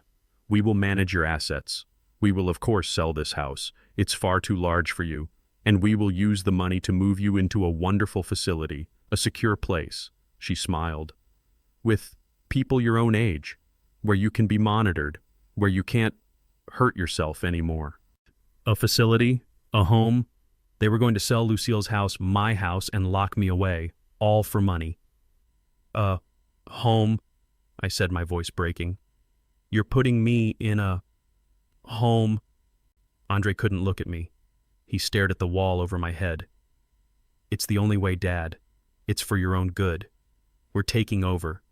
The lawyer is drawing up the papers as we speak. He'll be here tomorrow with the petition. It's done. They stood there, triumphant. The jackals. They'd just cornered the old lion. They thought the fight was over. They thought they'd won. I let the silence sit. I let them enjoy their victory for a long, cold moment. I looked at my son, the boy I raised, now a stranger. I looked at the viper he married. I let my body tremble. I looked up, my eyes wide and full of fear. A lawyer tomorrow, I said, my voice a frail whisper. Oh dear, that's so sudden. I guess I should call my lawyer too then. Brooke actually laughed, a short, ugly barking sound. Your lawyer? What lawyer, Isaiah? The guy who wrote your 1995 will. He's probably dead just like your mind. It doesn't matter who you call. It's done. We're in charge now. I nodded slowly. I looked down at my hands. Oh, he's not dead, I whispered as if to myself. No, he's very much alive. He's very good. I should call him. I should call Jules. Andre frowned. Jules, who's Jules? Julian Griffin, I said, still whispering. My old friend. He handles my paperwork. I think I should call him. Brooke rolled her eyes and turned away, dismissing me. Call whoever you want, old man. It won't change a thing. Call whoever you want, old man, Brooke scoffed. She turned her back on me, a gesture of pure final dismissal. It won't change a thing. Andre, let's go to the kitchen. We need to call my father and tell him the good news. He'll be so relieved we're finally handling this. Good news, I whimpered, the tremor in my voice perfectly rehearsed, putting me in a home. It's good news for us, Isaiah, she said without even looking back. It means we can finally move forward. Andre hesitated. He looked at me, his face a mask of conflict. I saw a flicker of something. Guilt. Pity it didn't matter. It was too weak. He turned and followed his wife. Brooke, wait. At that exact moment, the doorbell rang. It wasn't a gentle knock. It was a sharp, clean, authoritative chime. Andre and Brooke froze in the hallway. Who is that? Brooke snapped, clearly irritated by the interruption to her victory. Are you expecting someone? I blinked, my confused mask firmly in place. Oh, I don't think so, unless that's Jules. Oh dear, I did call him. I told him I was in trouble. He gets so worried. You called your friend, Andre said, exasperated. Dad, we're handling this. You can't just call. God, he's probably some other old man from the post office. Just stay there. I'll get rid of him. The doorbell rang again. 2 sharp chimes. Ding dong, impatient. Andre marched to the front door and pulled it open. I was facing the hallway. I couldn't see the person on the porch, but I could see my son's reaction. He just froze. He didn't speak. He just stood there, his hand still on the doorknob. A deep, rich voice, smooth as polished granite, filled the house, a voice that commanded a room just by existing. Andre Thornton. Yes, Andre stammered, looking up. Move. It wasn't a request. It was an order. A man stepped past Andre, brushing his shoulder, moving him aside as if he were a piece of furniture.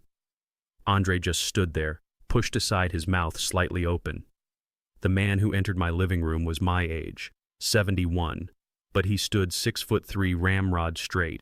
He was wearing a dark 3-piece pinstripe suit that I knew for a fact was handmade on Savile Row. He was black, his hair a perfect close-cropped silver. He held a thick alligator skin briefcase in one hand.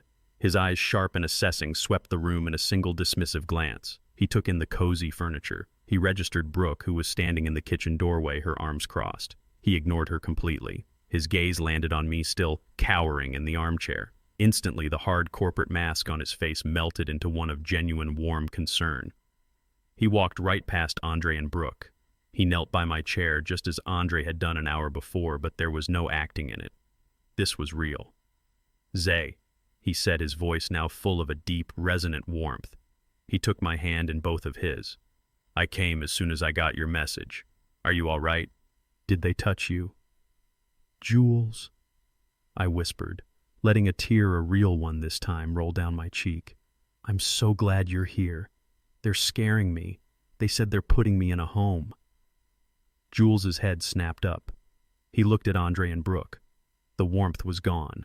His eyes were not just cold, they were arctic. What? He said, his voice a low, dangerous rumble. Did you say to him, Brooke, who was used to being the most intimidating person in any room, found her footing? She stepped forward, trying to reclaim her dominance.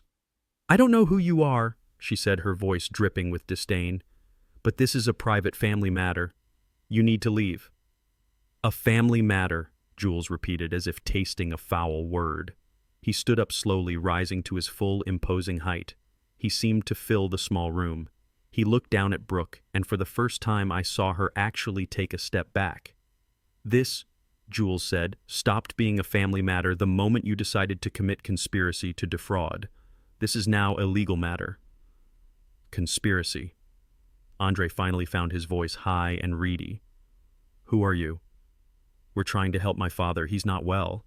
He just tore up a $2 million check." Jules actually smiled. It was not a kind expression. "He told you about the check?" Jules said, glancing at me with something like admiration. "Oh, Zay, you're better than I thought. You baited the trap perfectly." "What?" Andre said, his face a mask of confusion. "He tore it up because he's senile," Brooke shouted, her voice shrill. "He's incompetent. He just admitted it." "Incompetent," Jules said. He walked over to my desk, placed his alligator briefcase on the polished wood, and clicked the heavy brass latches. Snap. Snap. "That is a very specific, very dangerous legal term, young lady. A term that carries penalties for false filing. You'd better be able to back it up." He pulled out 3 thick-bound documents. "These," he said, dropping them on the table, thud, thud, "are full cognitive and psychiatric evaluations. From Dr. Mendez of UCLA, Dr. Singh of Cedars-Sinai, and Dr. Kaplan, the chief of geriatric psychology at Johns Hopkins, who was flown in privately 2 days ago." Andre's face went slack. "Flown in, all 3. Jules continued, "state under oath that Mr. Isaiah Thornton is not only perfectly competent, but possesses a financial and strategic mind in the 99th percentile for any age group.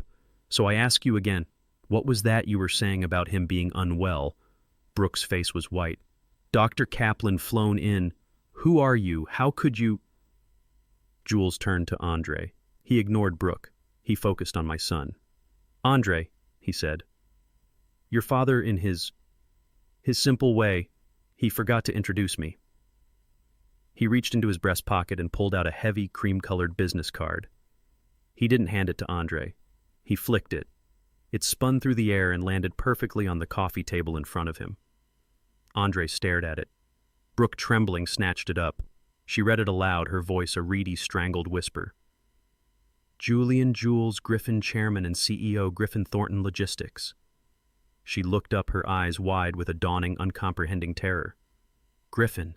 "Geltran Thornton, as in GT Logistics, the defense contractor, the one that's worth $500 million, give or take a few million," Jules said, adjusting his cufflink. "I'm Griffin. He pointed at me, still sitting in the armchair. "Is Thornton. I'm the CEO. He is the majority owner and the chairman of the board, and my partner for 45 years. Brooke's hand went to her mouth. She looked at Andre. Andre just shook his head, a slow, disbelieving motion. He looked at me, at the man he thought he knew, the man in the old sweater, the man he'd just tried to have committed. "Dad," he whispered. His voice was broken. "Dad, what is he talking about? You're a postman. You worked at the post office." This was the moment. I sat up. I let the frail, trembling, confused old man melt away like a snake shedding its skin. I straightened my back in Lucille's chair. I looked my son in the eye. The fog was gone. My voice was no longer a whisper. It was the clear, cold, precise voice of the chairman. "That was my day job, son," I said. "It kept me honest. It kept me grounded. It reminded me what real work felt like in my hands." I stood up from the chair. I walked past him, past Brooke, and stood by the fireplace next to Lucille's photograph. "My real job, Andre. My real job, the one you never bothered to ask about, the one that paid for the college you attended, the car you drove, the $50,000 you gave to this woman so she could buy shoes." I turned to face them. They looked so small, so stunned, so utterly, hopelessly outmatched. "My real job," I said, "was building an empire that you just tried to steal from a confused old man." Andre stumbled back and sank onto the sofa, his head in his hands. "No," he was whispering over and over. No, this isn't... It can't be." Brooke, however, was already recovering. The shock was being replaced by her true nature. The Viper was cornered and she was preparing to strike. "It's a lie," she shouted, pointing a trembling finger at Jules. "He's lying. This is a trick. You're trying to cheat us. You're conspiring against us." Jules laughed, a deep, genuine, booming laugh that startled her. "Cheat you, ma'am. You came into this house, a house we hold the title to defraud a man who is personally worth more than your entire bankrupt family tree. You are a minnow attempting to swallow a whale. The time for tricks is over. Now we talk about consequences." Jules picked up his briefcase, walked over to me, and handed me the alligator skin case. I set it on the mantel and opened it. Andre looked up, his face ashen. "Dad, please. I didn't know. I just thought you were sick." "That," I said, pulling out the first file, the Kroll report, "is the biggest lie of all. You did know. You knew I was your father. And that should have been enough." I threw the file onto the coffee table in front of him. It landed with a heavy final thud. "Now," I said, "let's talk about that $50,000 loan."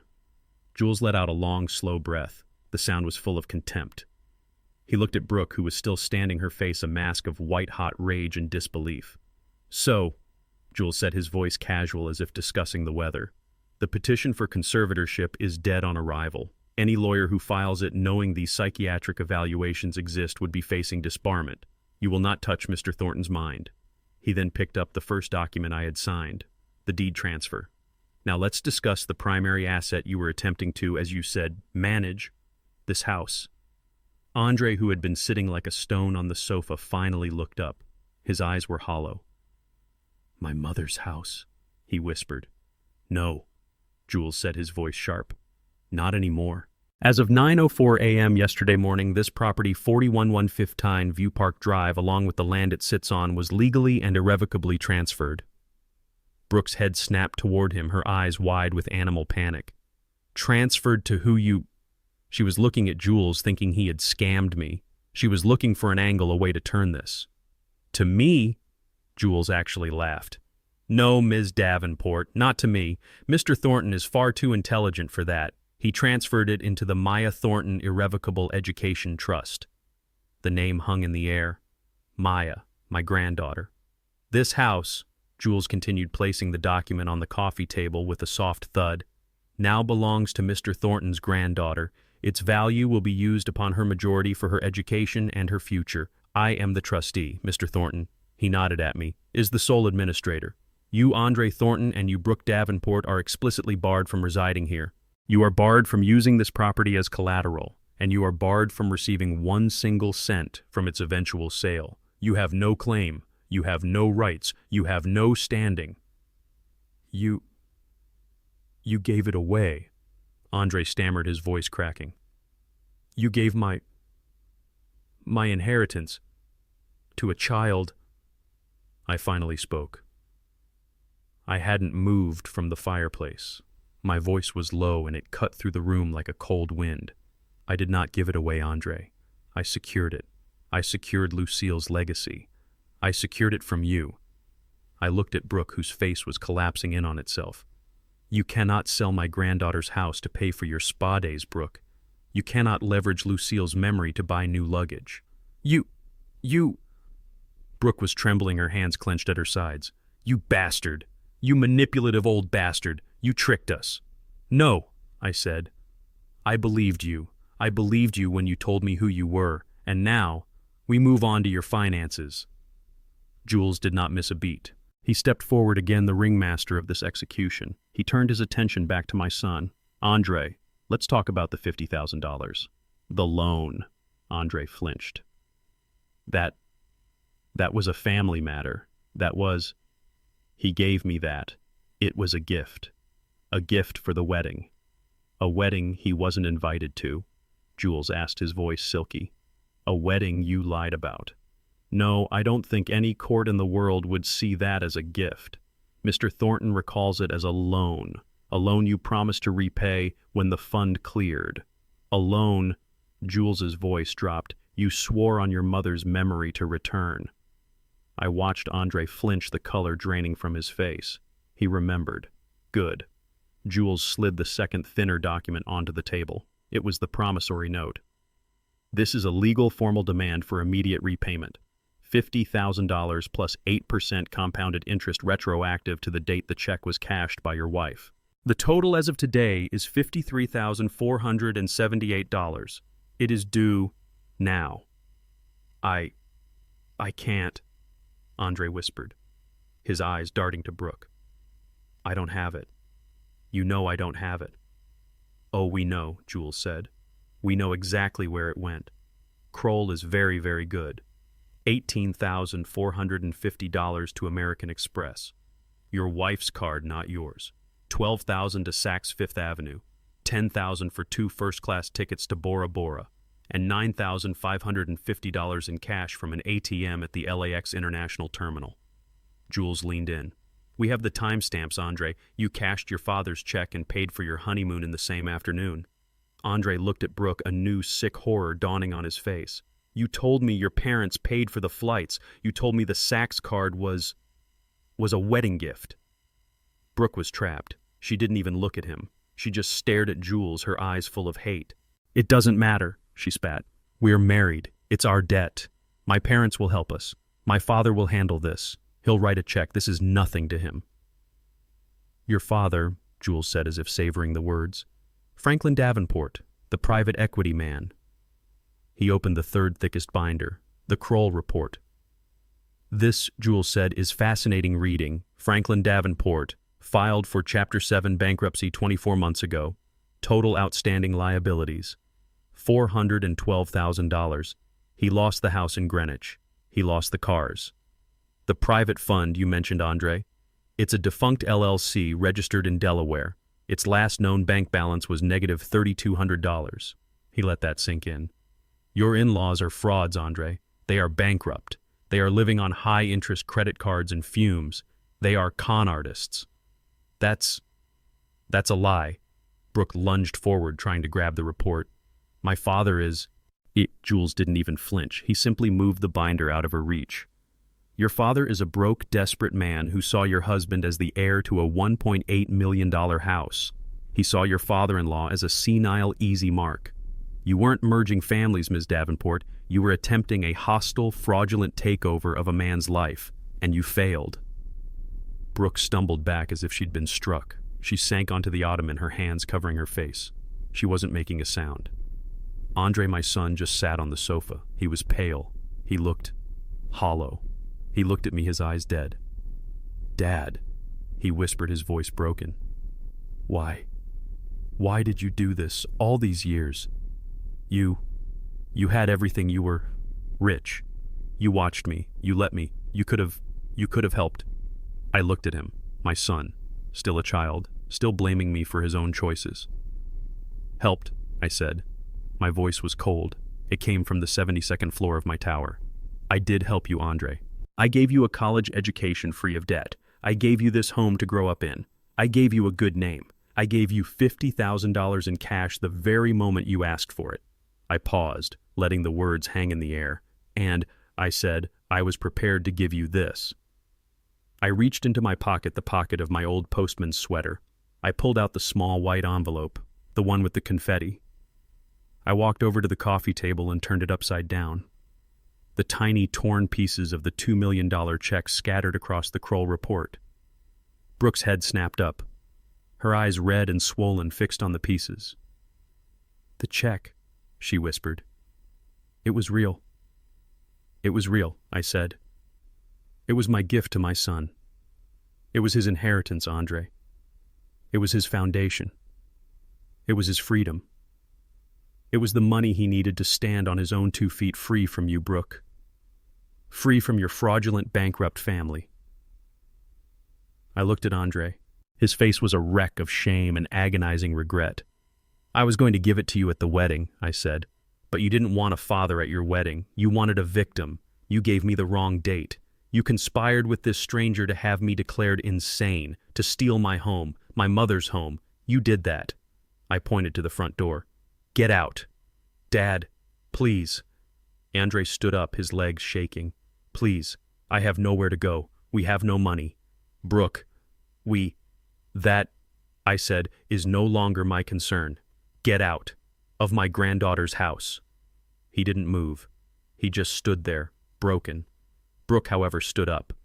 Her face was no longer sad. It was just hard. She grabbed her expensive bag, walked to the door, opened it, and walked out without a single word.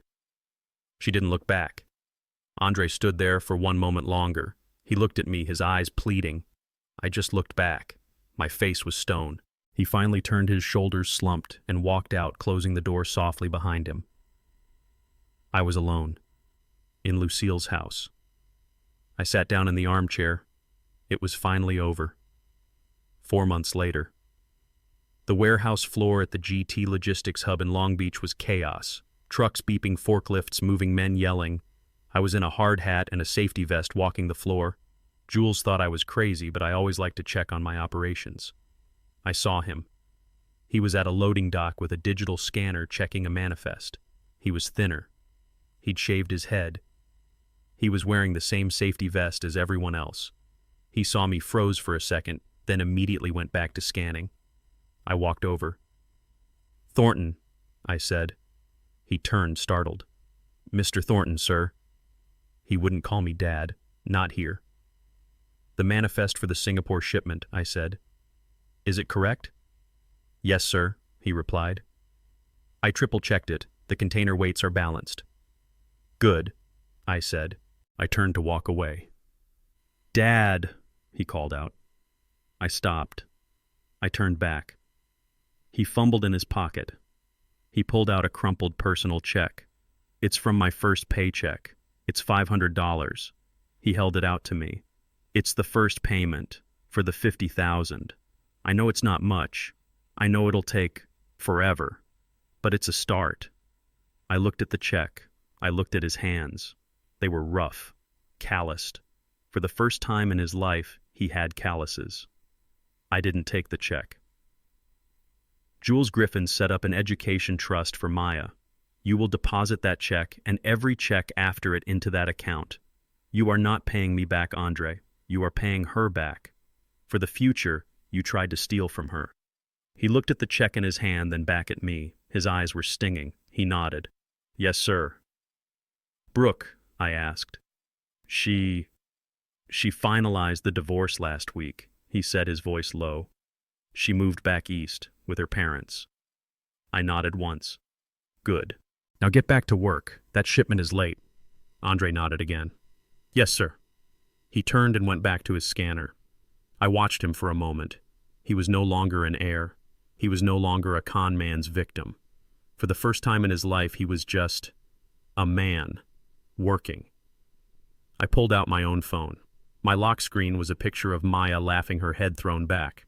The legacy was secure. I smiled. And I walked away.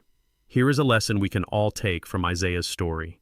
True worth is never defined by the car someone drives, the house they live in, or the clothes they wear. These are just appearances. Real value lies in character, integrity, and the respect we show one another, especially our family. Greed and manipulation built on a foundation of lies will always crumble and lead to ruin. This story is a powerful reminder that underestimating someone based on a false perception of weakness or poverty is a dangerous game. The quietest person in the room is often the most powerful, and their dignity is an inheritance that can never be stolen.